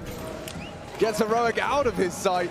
Oh. Nade, bang on the money. And he sinks it with Tessus. Still handled by Yakinda. For Cadian, this now looks a little bit more appetizing, a bit more appealing. Elige sitting duck, lets it go, and Elige will take 4. A quad kill when Liquid needed him most. Still yet to see him do it consecutively. That's a big one indeed. Elige coming through, brute force on the jump. Yabi goes down completely blind. The second is brilliant, the third inspired, and the fourth necessary as things start to get tight here. Cadian had his chance from the heavens, but God's good graces are on Alicia's side, and they are going to force into this. But as I was talking about, that's all they needed to put Heroic on the ropes. You can break them right here, right now. Ooh, this is it. This will determine how competitive a first half we'll have on our third. Naf heard that extinguish. He doesn't want anything to do with that. If you throw out that short molly and it gets extinguished, you're not going into sewer at all. There is definite aggression behind it, and not knowing what the buy looks like, you need to respect that that could have been a bunch of 5.7s or MP9s. Tessus, it's going to be his chance here, Alex. They're here so quick. Super quick. I don't know if Tessus has got this one accounted for. Back is turned. Super lovely pace on this. Sitting. Eliminated now. Bent over the knee over Liege. Molly Bank arrives as Stown does. A single pot shot before he has to respect the flame. Liquid on their A game. And you see the break in the flow here. We were talking about the momentum. Heroic being able to run with a call ahead of Liquid here. Well, that little contact play up long in response to the information over towards B. That was picture perfect play. And Liege now really starting to feel himself. He's the man you've got going in first here, finding these openings. It's going to really free up Yakinda to potentially do the same. Looks easy, just that one kill onto Tessus, sure, but you can understand why Heroic are opting for this decision out of the two. An AWP can change the discussion in a round on its own, and especially on a map like Overpass. But it is going to come down to Cadian making sure he can either force those plays or read those plays. When the bomb goes off, the fourth will be chalked up. Has a chance for them to even still win the half here. 8 is still on the table if Liquid want to grab 4 more. It will not be easy, but it has to be a hard discussion for Heroic now. Traditionally, you would expect a team with the loss bonus where it's at just to hold on to what they have, take an eco across the board, try and save these guns again if you gamble incorrectly with your positioning, and then buy into the next. And that seems to be the course of action here. The 2 rifles, or one of them, Cadian starting over towards A, Tessus over towards B this time round. It's Yabi who has He's that sticking M4. around, Chad. He wants this. And that's a difference maker. Oh, rattles off a shot. Across the server, and Liege now down. Gonna have to try and pin that down now, but he's freed up. He can just keep moving. This is where Cadian across the map just needs to keep that pep in the step and hope that these pistols can just find you information. And remember, Yabi, that second rifle that I mentioned over towards B, he's still a booby trap to worry about as well. So here's Cadian. They just spotted him. Dowie is already about to swing open this door. Another fight. Yeah, it gets awkward if the AWP peeks you. And he's just saved himself. He's pinned. He can't leave. If he does peek, oh, well, don't need the AWP if the D does that. Stown's the one to flatten that underpass presence. Now it is all on these 3. Yakinda ahead of the pack. That's promising signs. You can't afford to lose OC, but he's investigating down lower. Tessus, only a USP, mind you. Cadian trying to do it all. Does arrive just in time with the smoke, and Tessus has his exit. Naf behind him. And straight into, ooh, wow, double dink on just a USP. Tessus takes down a fully equipped terrorist. It's about to be flawless here. It's just Naf alive. Holy moly. There's an M4, a couple of Deagles, and the AWP, and everybody finding a little something here. Naf will draw one back, but look at that, 22 points of health, 15 seconds, and he is going to go down. That one is going to feel good for Heroic. I really have admiration for the way Tessus played that. With only a USP, he was doing so much in the information retrieval. You saw what they profited from it. And never mind the USP double dink. This is how Cadian started off. This I love, though. The fact that they then go and isolate the connector player on the default, that's a banger of a shot in itself. And the double dink, you bang on there. Tessus is laser sharp here. And that is the type of round that will hurt Liquid. Shoe back on the other foot here. Liquid are the ones who are suffering a potential break. Get out of there, Yabi. Far too hot, far too rich for his blood. OC looking to draw blood. Yeah, it worked for him once. Not this time. Cancelled by the responsive incendiary. What is this full rotation right now? Cadian and Yabi have just completely evacuated the A site, are silently now descending towards B. And again, this is just another Heroic classic here. Come over, they double nade, that using the internal timer here that they know that they can rotate back in towards the A site before this crawl comes through. But Nitro and Yakinda, I think they're ahead of the play. Cadian might second guess this. He's got a lot on his plate. He has to be able to respond. Liquid are getting set up, but so are Heroic. Perfectly timed. Yabi to sweep through the close angle. Cadian going looking. They heard the scope. Yakinda relays the information. Maybe OC fancies his chances wide. But now they've got 3 in the right place. And Cadian puts his bullet square between the eyes. 2 to the good for Heroic. Acadian now meets the AK, but it's quickly responded to. Elige needs more. Dancing with him. How does Yabi win that duel? He never let go of the trigger. Elige still can't find him. And Naf's been here one too many times, just holding on to his gun. Behind enemy lines, down is crawling.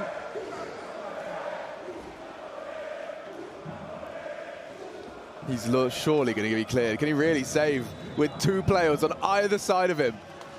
It looks like he might get away with this. Couple more seconds. They might exit. Clear him. Yabi, hyper aware. Oh, he hit the tag. Oh, yeah. That right there would have really destroyed the mental of Liquid. Now trying to hide in plain sight with the save. He gets away with absolute murder holding on to that one here. And you want a very authentic reaction. That was a Heroic's mental coach. Yeah. You saw his face like, oh, lads, it could have been so cruel, but you can see that AK celebrated in Liquid's next buy. He hit that wallbang and just sent back to spawn before they could punish. This here, they've actually smoked off the door. That's a bit of an old school maneuver. Remember, Godsend, one of Pronax's teams back in the day, running something similar to this. It's just going to guarantee that then that nade getting blown off the door, they still have the sightlines denied. And here they come through Monster again. The spam through, the damage done. Yabi and Shush lighting them up, all blind. Get out of here. Yeah, shut down. Completely shut out. Yakinda's still trying his luck. You got no help for this. Nades, bullets, they aren't a guarantee. A certainty.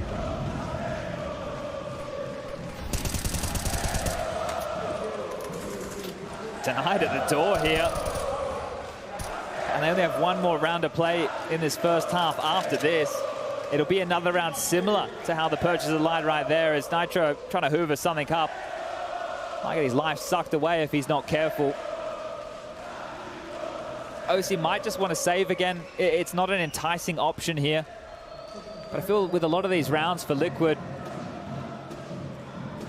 it's just been rough to get out the gates. You know, there's been a few where they've been given the good graces of some map control, but this is the thing with a map like Overpass that needs to be highlighted in the discussion. If you don't have AKs and AWPs and all the util, it's so much harder for you to get full map control because you need to smoke off front bathrooms, you need a molly divider, you probably need a molly and connector to make sure they can't have that space. You need flashes to get yourself out long, at least an orb to post up so they can't have all the free information.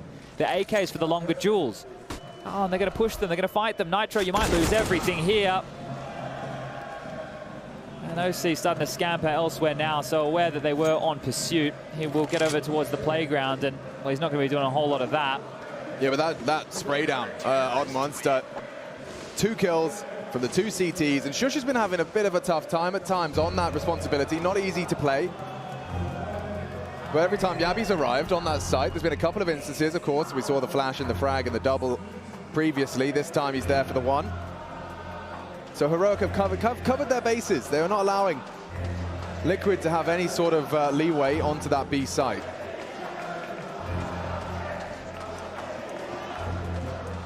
Third timeout here from Liquid. And I think they know the difference, and it doesn't seem like a lot in the scheme of things now, but the difference between 4 or 5 rounds on this T Hall. I think as far as this CT setup goes, you're going to have a big potent mix of individuals who can lock down and be just much of a nuisance as what you've seen out of Heroic here, but giving yourself 1 round extra as a buffer, that could be worth its weight in gold. As you can see, is thrown together by, might have to be pacey. I'm not sure how you're meant to operate otherwise. Oh, and they left the bomb behind, so that's telling that I'm probably not on the mark with this one. It looks pacey from the buy complexion, but looks pacey from the defense as well. This is cheeky. Elige caught out by Tessus. A forward spray of the AK, and Elige now immediately cut down to size. Taste of his own medicine. Tessus gets one to the dome. Yakinda up through the underpass, cancels his plans, and now down and activates on long. They got full control now. Yeah. Liquid only have the center of the map, and that doesn't account for anything. You can't plant here, and they're pushing into Naf right here. That nade, very well placed, and so much damage done. Heads up play from Naf, almost traces down the second. 3 on 3, this is on. Nearly a completely unconfirmed double. This is the type of plays Naf makes, just ready for that maneuver. He knows what tricks Heroic have up their sleeve, but wow, Shush. Ushered forward by Cadian's AWP here. We need the info. We need you to take this space. And it's really going to work out because it does mean that Liquid will now have to contend with Astound and KD and Crossfire. And they won't expect this. Why would you? You thought Naf stopped it. He didn't at all. Calling the bluff. Shush will be behind them before they even get into the site. Oh man, that's one way to really salt the wound ahead of a 2-minute break. Liquid trying for 5. Cadian catches Yakinda. And the last 2 with 15 seconds left. They've got to clear the site. They've got to get through Stound. Impossible as he hits another. Up to 8. And Heroic elated at 11. Very happy with that. It's become somewhat of an expectation that Heroic are in the playoffs and now 5 rounds away from doing it again. Liquid have to step up. Don't go anywhere.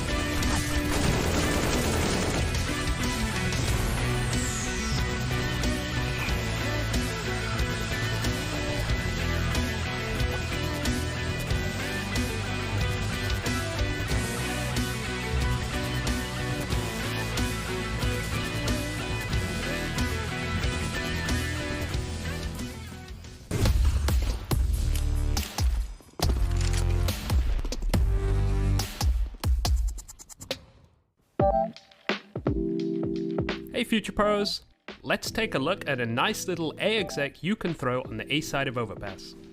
For this exec you will need 2 Future Pros, 2 smokes, 2 mollies and a couple of flashes. Future Pro number 1, you'll be throwing the bank smoke along with a molly for the truck. To throw your smoke, get into this back corner. Aim into the bricks and just to the right of this little brick. Then jump throw the smoke.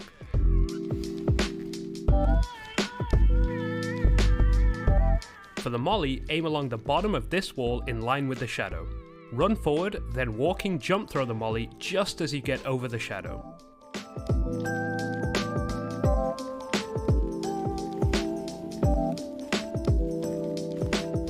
Then throw a basic flash behind your team to help them out. Future Pro number 2. You'll be throwing the stairs smoke along with a molly that lands next to the dice box. To throw the smoke, get in line with the right side of this beam and crouch down. Find the gap in the white spot and aim at this point and crouching jump throw the smoke. For your molly, aim just to the right of this brick and crouching jump throw also. Lastly, you'll throw the initial flash, which will help your team take space into the site. This is a nice execute and will make it hard for the CTs to play behind cover, also leading you to get the most out of your flashes.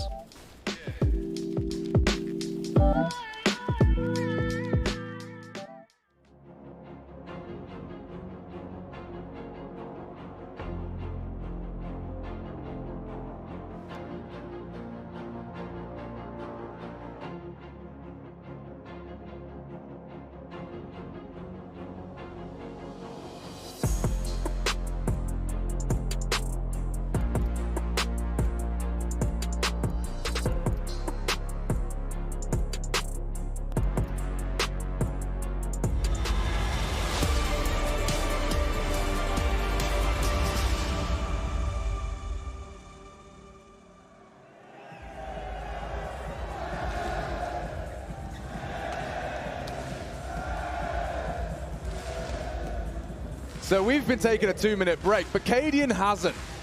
He's been working his crowd work strat, and it seems to be working. Oh, Carrigan's not here anymore, so someone's going to take that mantle.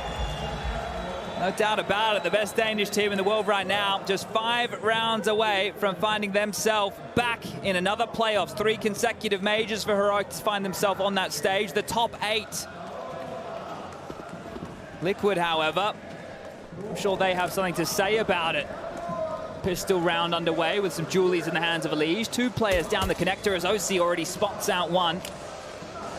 Heaven Smoke at the ready, flashes to follow in the boost up. OC found Shush and Yakinda takes down Cadian. A 2-for-1 special, or a 2-for-none. Yeah, that's lovely. Still not a single casualty, and it keeps one-way traffic every click between the 2 of them. Yakinda, OC to finish it all. Just the 2 of them. They can make it if they try. Liquid have got to go from here. Launchpad given. Clean CT pistol. Actually got a pretty split crowd here today. I think the first time we may have had down the middle, 50-50, some Liquid fans in the house, heroic individuals being converted as well right in front of our very eyes. This is a threatening second round though. I can see a world where that scout hits some tags. The Deagles to zip up the body bags. We do see the nade not implemented onto that door position, so no info on the jump or spray. It's just plumed on the radar now, but there is actually a smoke that's been thrown over towards Sewer, and that's to be telling of one of these pistol crawls. You can see Naf there on the jump. He just spotted that, so you need to be careful that Tech9's playing in it, ready to explode, but they're doing a bit of this classic walk. And this all comes down to the timing and subverting the expectation that Team Liquid have of that mental timer of when we need to rotate support back. Now, they are starting to piece this one together silently, but the explosion will be quick and in their face. Elige, flustered. Wants to drop that divider smoke upon the commitment. Does manage to get it out of his hands before the commitment comes through, and he gets the bomb on the floor. Yakinda and Elige now. It's their turn. Another double kill out of Yakinda. A tag on the scout. Not much to be celebrated for Cadian as this one. A full investment of their limited resources. He's fallen flat as a pancake. Nothing for Shush. Pre-aiming the jump for info, but far too well drilled for that. Now, here's the situation. I know that we have 30 seconds left on the clock, and you might go, okay, well, hold on to the scout, hold on to the Deagle. But this is going to hurt you come the first gun round as far as the loss bonus goes. So if it ain't making dollars, it didn't making sense. They are going to have to throw their body on the line here. And Shush with a nice one. Cadian, he's going to want to go down here. They're giving him the space. They're allowing him to stroll forward, sure, and they will have to finishing him off. He's saying, hey, please kill me, and Yakinda will oblige. And there it is. Liquid with back-to-back rounds now. The second time they've been able to put anything consecutive together here, but we did sow the seeds early within that first half. 4 or 5 rounds. Would that be enough on the T-Hall for Liquid to get this one done? You can talk to the testament of both of these teams having fantastic individuals to lock down on the CT side, but check this one out. Keeping it a bit funky. It's a Tessus Hero AK, and with the shots he's been hitting, 17 kills. Why the hell not? See if he can rock the boat. I guess it's Shush. Just putting faith in his teammate. Not been having a great time on overpass yet. Tess is quite the contrary. And that's exactly Yakinda's signature play. Tessus does reveal the AK. Yakinda trapped on one side. He'll smoke for the escape, and down goes Tessus. No longer such a threatening round, really. Elige just to try and mop it up. Yabi, that AK does post a frag. Shush confirms there's more. Yakinda's reposition, Naf on site. At least 2B, they say. And oh my God, there was a chance. A very real one. For a moment there, Yabi gave it a good shake of the stick. But it will be Liquid, 3-0 in our second half. Well, they made it somewhat costly there. Team Liquid will be happy. They can shrug that one off. Now, I want to keep tabs here on Yakinda, I think. I was just trying to do some mental maths. He had a total of 8 kills within that first half. In the second, well, he's already been able to get that tally up to 14. Now, if he starts to hit on a bit of a heater here, Heroic are going to be in real trouble. And look how quick this lead can shrink. 11-4 to already 11-7, and the gun round goes against them. Well, it's only going to be a 2-round game after they have to eco again. OC. Love this. I love this, but it can go wrong. He has the support of Naf, but a forward position AWP that hasn't backed away. Molotov could not spread. He's actually got it. They're going to assume it's clear, or at least functionally. Texas still pre-aims it, but he gets the frag. Can he possibly get away? Heroic will not allow it. Gonna have to fight his way out. A second molly and a second shot into Shush. OC comes alive for Liquid. A triple kill, forward position on the AWP. Now that is retrievable. It's not in their best interest, but Stown still equips it nonetheless. Oh, do you want to throw it away? You bang on, you can pick it up, but you might lose it soon. Yabi spots one down towards Connector. Elige thinks better of this fight. Naf staying agile on the map, has already made his way around long. Might be able to cut them off at the pass here. But the 3 reside on B. But right now, Heroic don't know what is coming their way. And Naf, this is naughty. He's just going to keep on silently pushing here. This is smothering Heroic, and they don't even know it. Heroic definitely know OC's in the server now, though. A real announcement. And Naf maybe misses his window, at least around the corner here. Oh, just around the river bend. Plant here would be great. There is a chance to do this. Yukinda coming on the flank now, but this smoke is dividing the fight. Yeah, it's a nicely placed one. Yukinda, oh, he should have the trade. Doesn't immediately engage, doesn't want to give it away. One long, Yukinda now, perfectly timed, in unison with the squad. Spotless. And retrieved. OC, the hero of that round right there, gets back his AWP. Thank you for your hard work. You can give it another crack. That right there is the gap closing, as we mentioned. And this is great. Combat Orpig in the thick of things here. The fear in his eyes. That one's fast. And this one's beautiful. Just ready to take all of these fights. A second bottle of flame required here to deal with OC. Let's see what Heroic have up their sleeve with this partial investment. Enough utility to get them early map control, or at least feign doing so. It's a 4-man B lean, ready for a pop like this. Acadians called it off. What looked poised and ready is now them dropping back, and Yukinda the one flexing forward for a little bit of info off that flash. We got a competitive overpass here. Oh, ouch. Just one into the eardrum for Shush on his crawl, just straight through the wall.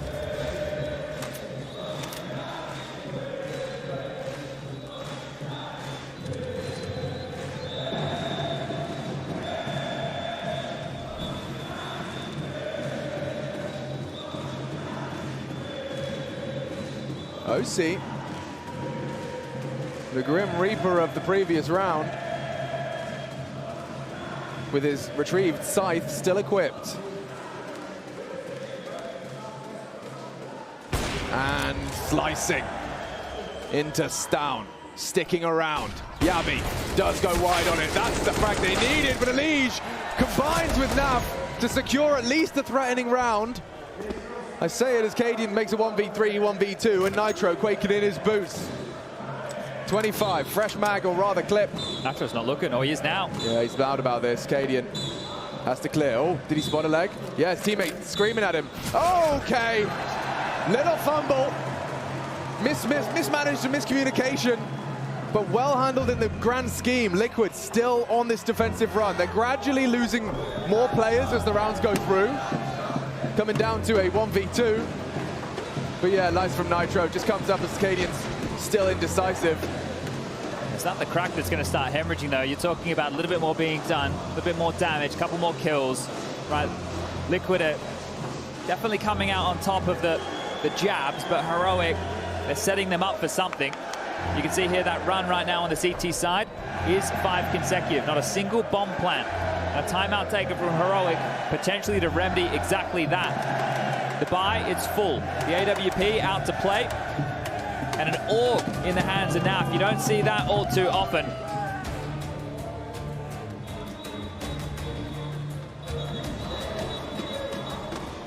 And we're off to the races as Team Liquid's Dark Horse gallops into action.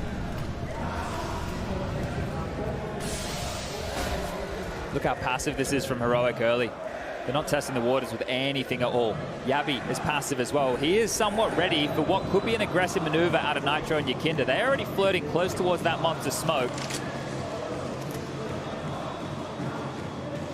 I'm not sure if they're going to push here, but they have also brought OC over. So if they want him to try and scope up and through to try and take this long-range fight, it could be advised. The other unknown entity is out towards long behind the tree. Elige showing himself. He's not playing to hide. He's going to activate initially with the fight, which means he might be slightly susceptible to certain flashes. Oh, and he definitely wants to get a move on now. I love that.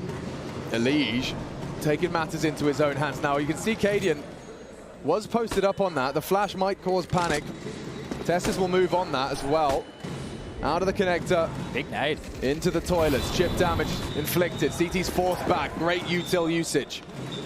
Can Heroic convert off of this timeout? Post their first T round. If they're going to get fakey with it, the way back, Elige can have this covered off. Tessus, however, up towards Divider. There's a couple of little pieces and details here that could go wrong. They have no idea that either player is here, but Tessus starting to search now. Not going to clear. Elige is going to find him as he goes down, confirming that it will be B. When's he going to pull the trigger? Oh, this is a lot of discipline. Oh, the whole team with their back turn. Elige, 3 in quick succession. Launching Liquid into a 10th round. That is stunning. A lot of players do not have the nerve to hold that long. I'm surprised he didn't go for the kill immediately. They knew it had to be the beat play, but lines up 3, knocks them down and wins the round. Elige, that is the form that you need to see. You've had your Kinder on the pistol, OC on the AWP, now Elige on that trigger discipline. Liquid are all present and correct for this affair. Here it is again. Yeah, that's beauty on the lineout right there.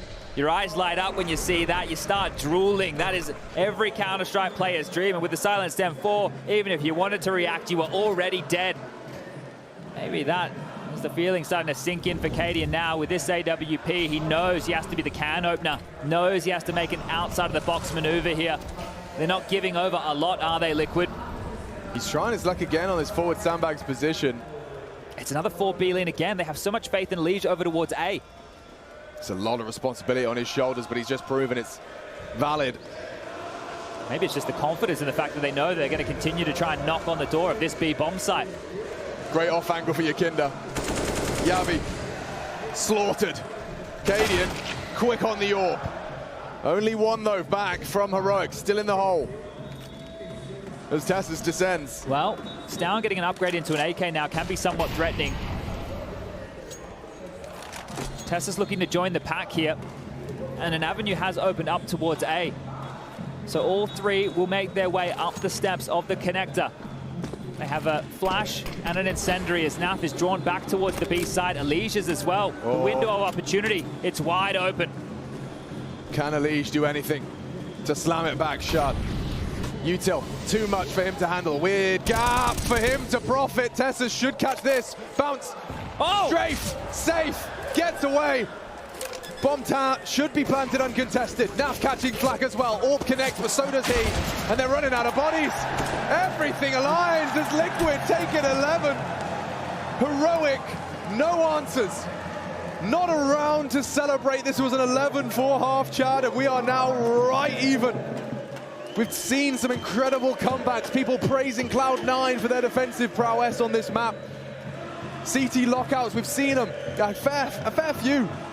But Liquid tasked with doing it at the business end of this game. I love this from Tessus. He heard it.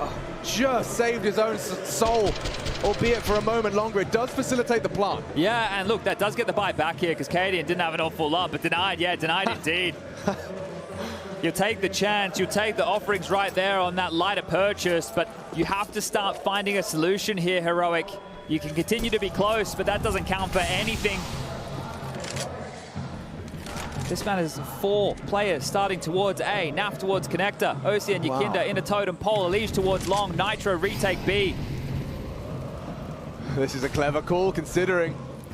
I mean, we know Heroic like to transfer info, investigate. Tessus, their front man for that project. This is a lovely off angle from Naf.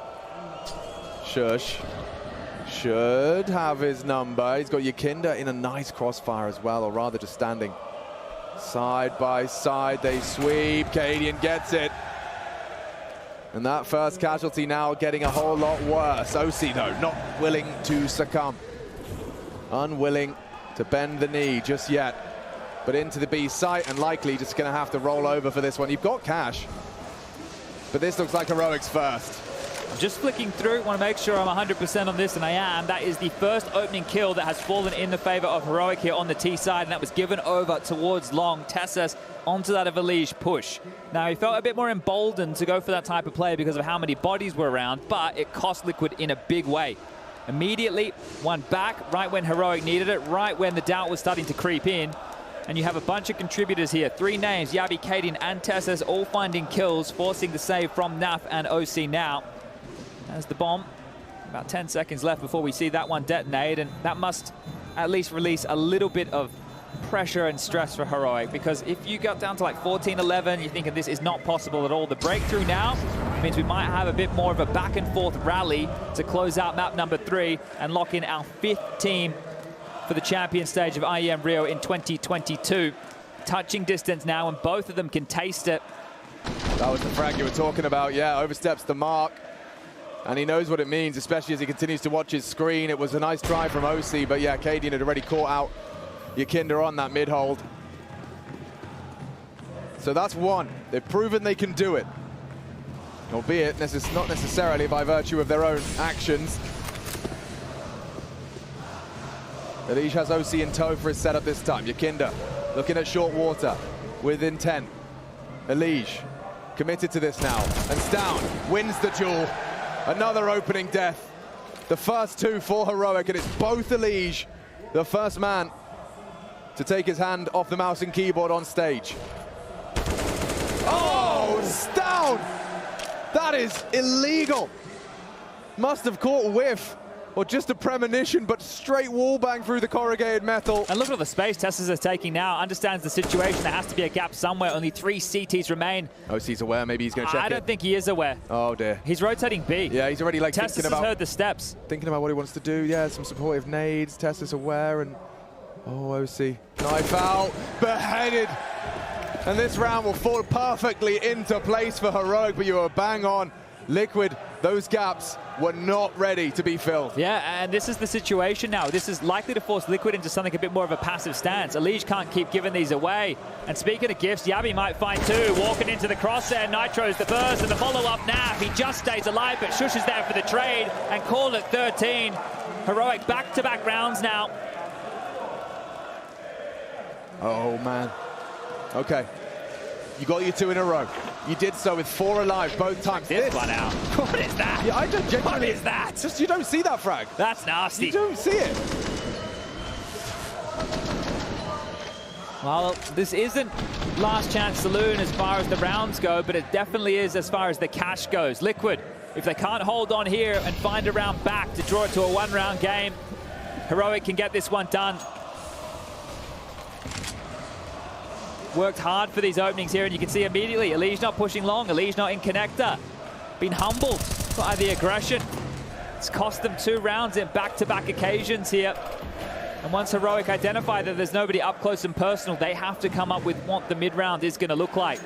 So you can see them just juggling util across, giving Tessas a little bit more, and if that's the smoke, I think it is.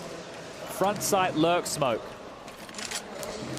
Here it comes. It will be landing and obscuring the jump spots of Elige, who's currently on the dice box. So there it is. Geeky. Gonna fly through the sky.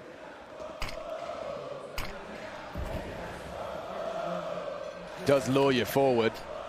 Not even sure if that's perfectly placed either. Yeah, it's actually giving him a nice little one-way to work into the toilets, and Tessas is not coming. They are heading into this monster pipe. Yabi gets the frag and somehow gets away.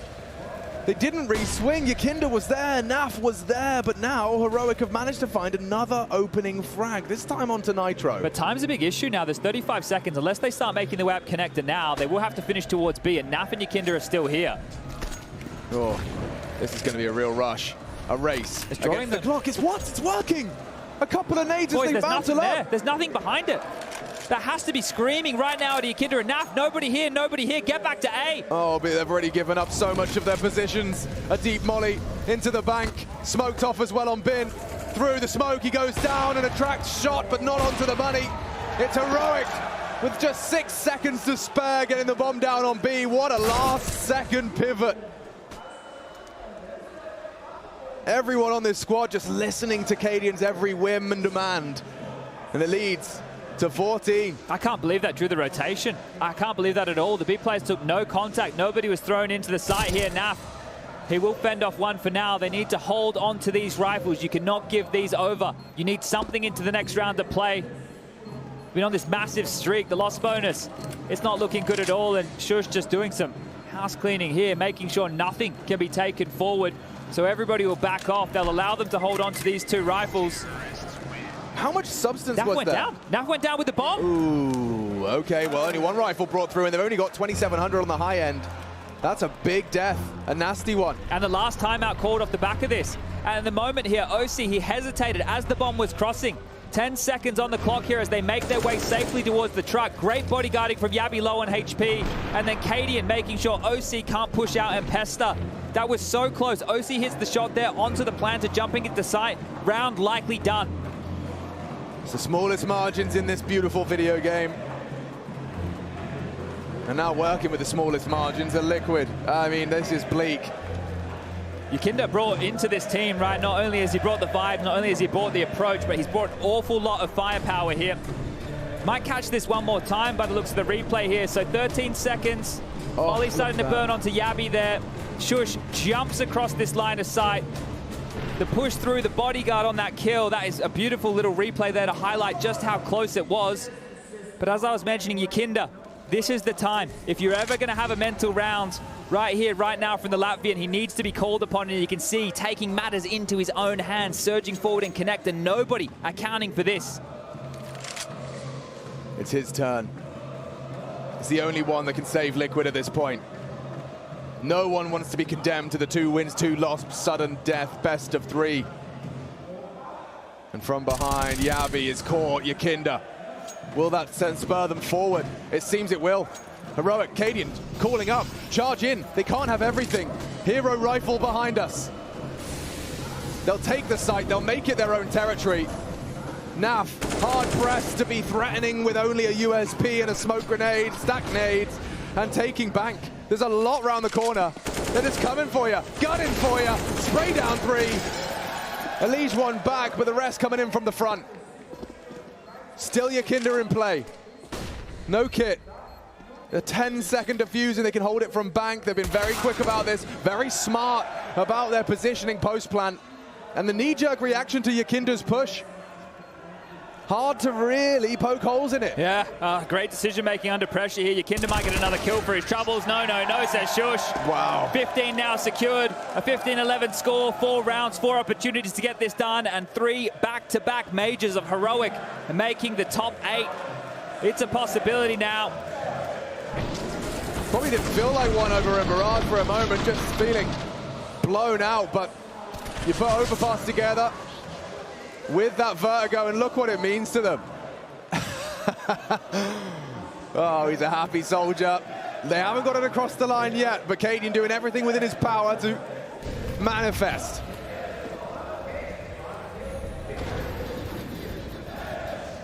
The Liquid can defend their honor. They'll have the rifles, they'll have the AWP. But will they have the round? 4 in back-to-back fashion required. Here comes Shush to end it right here and now. Now, does tuck in. OC good onto Tessa. It's a big one back. Cadian with a Tech 9, running into the site. Still OC a problem too. Threatening from the AWP. Extinguished to maintain. Elige spots the bomb on the cross. It's Cadian though, catching bullets. Flash from the heavens. What's OC supposed to do? Smoked off. Nade right onto Elige as Liquid may have to accept. This is Heroic's turn to secure the playoffs. A missed shot. Not many more of those to happen here. OC needs to get into the site now. Heroic rip his health away from him. And it just like that, Heroic back in the playoffs where they belong. A full team effort, all the individuals. Yabi, a former Flame, ignited under the banner of Heroic. Liquid not down, but not out. You can see what this means to Cadian here. One of the most emotional leaders we have in Counter-Strike.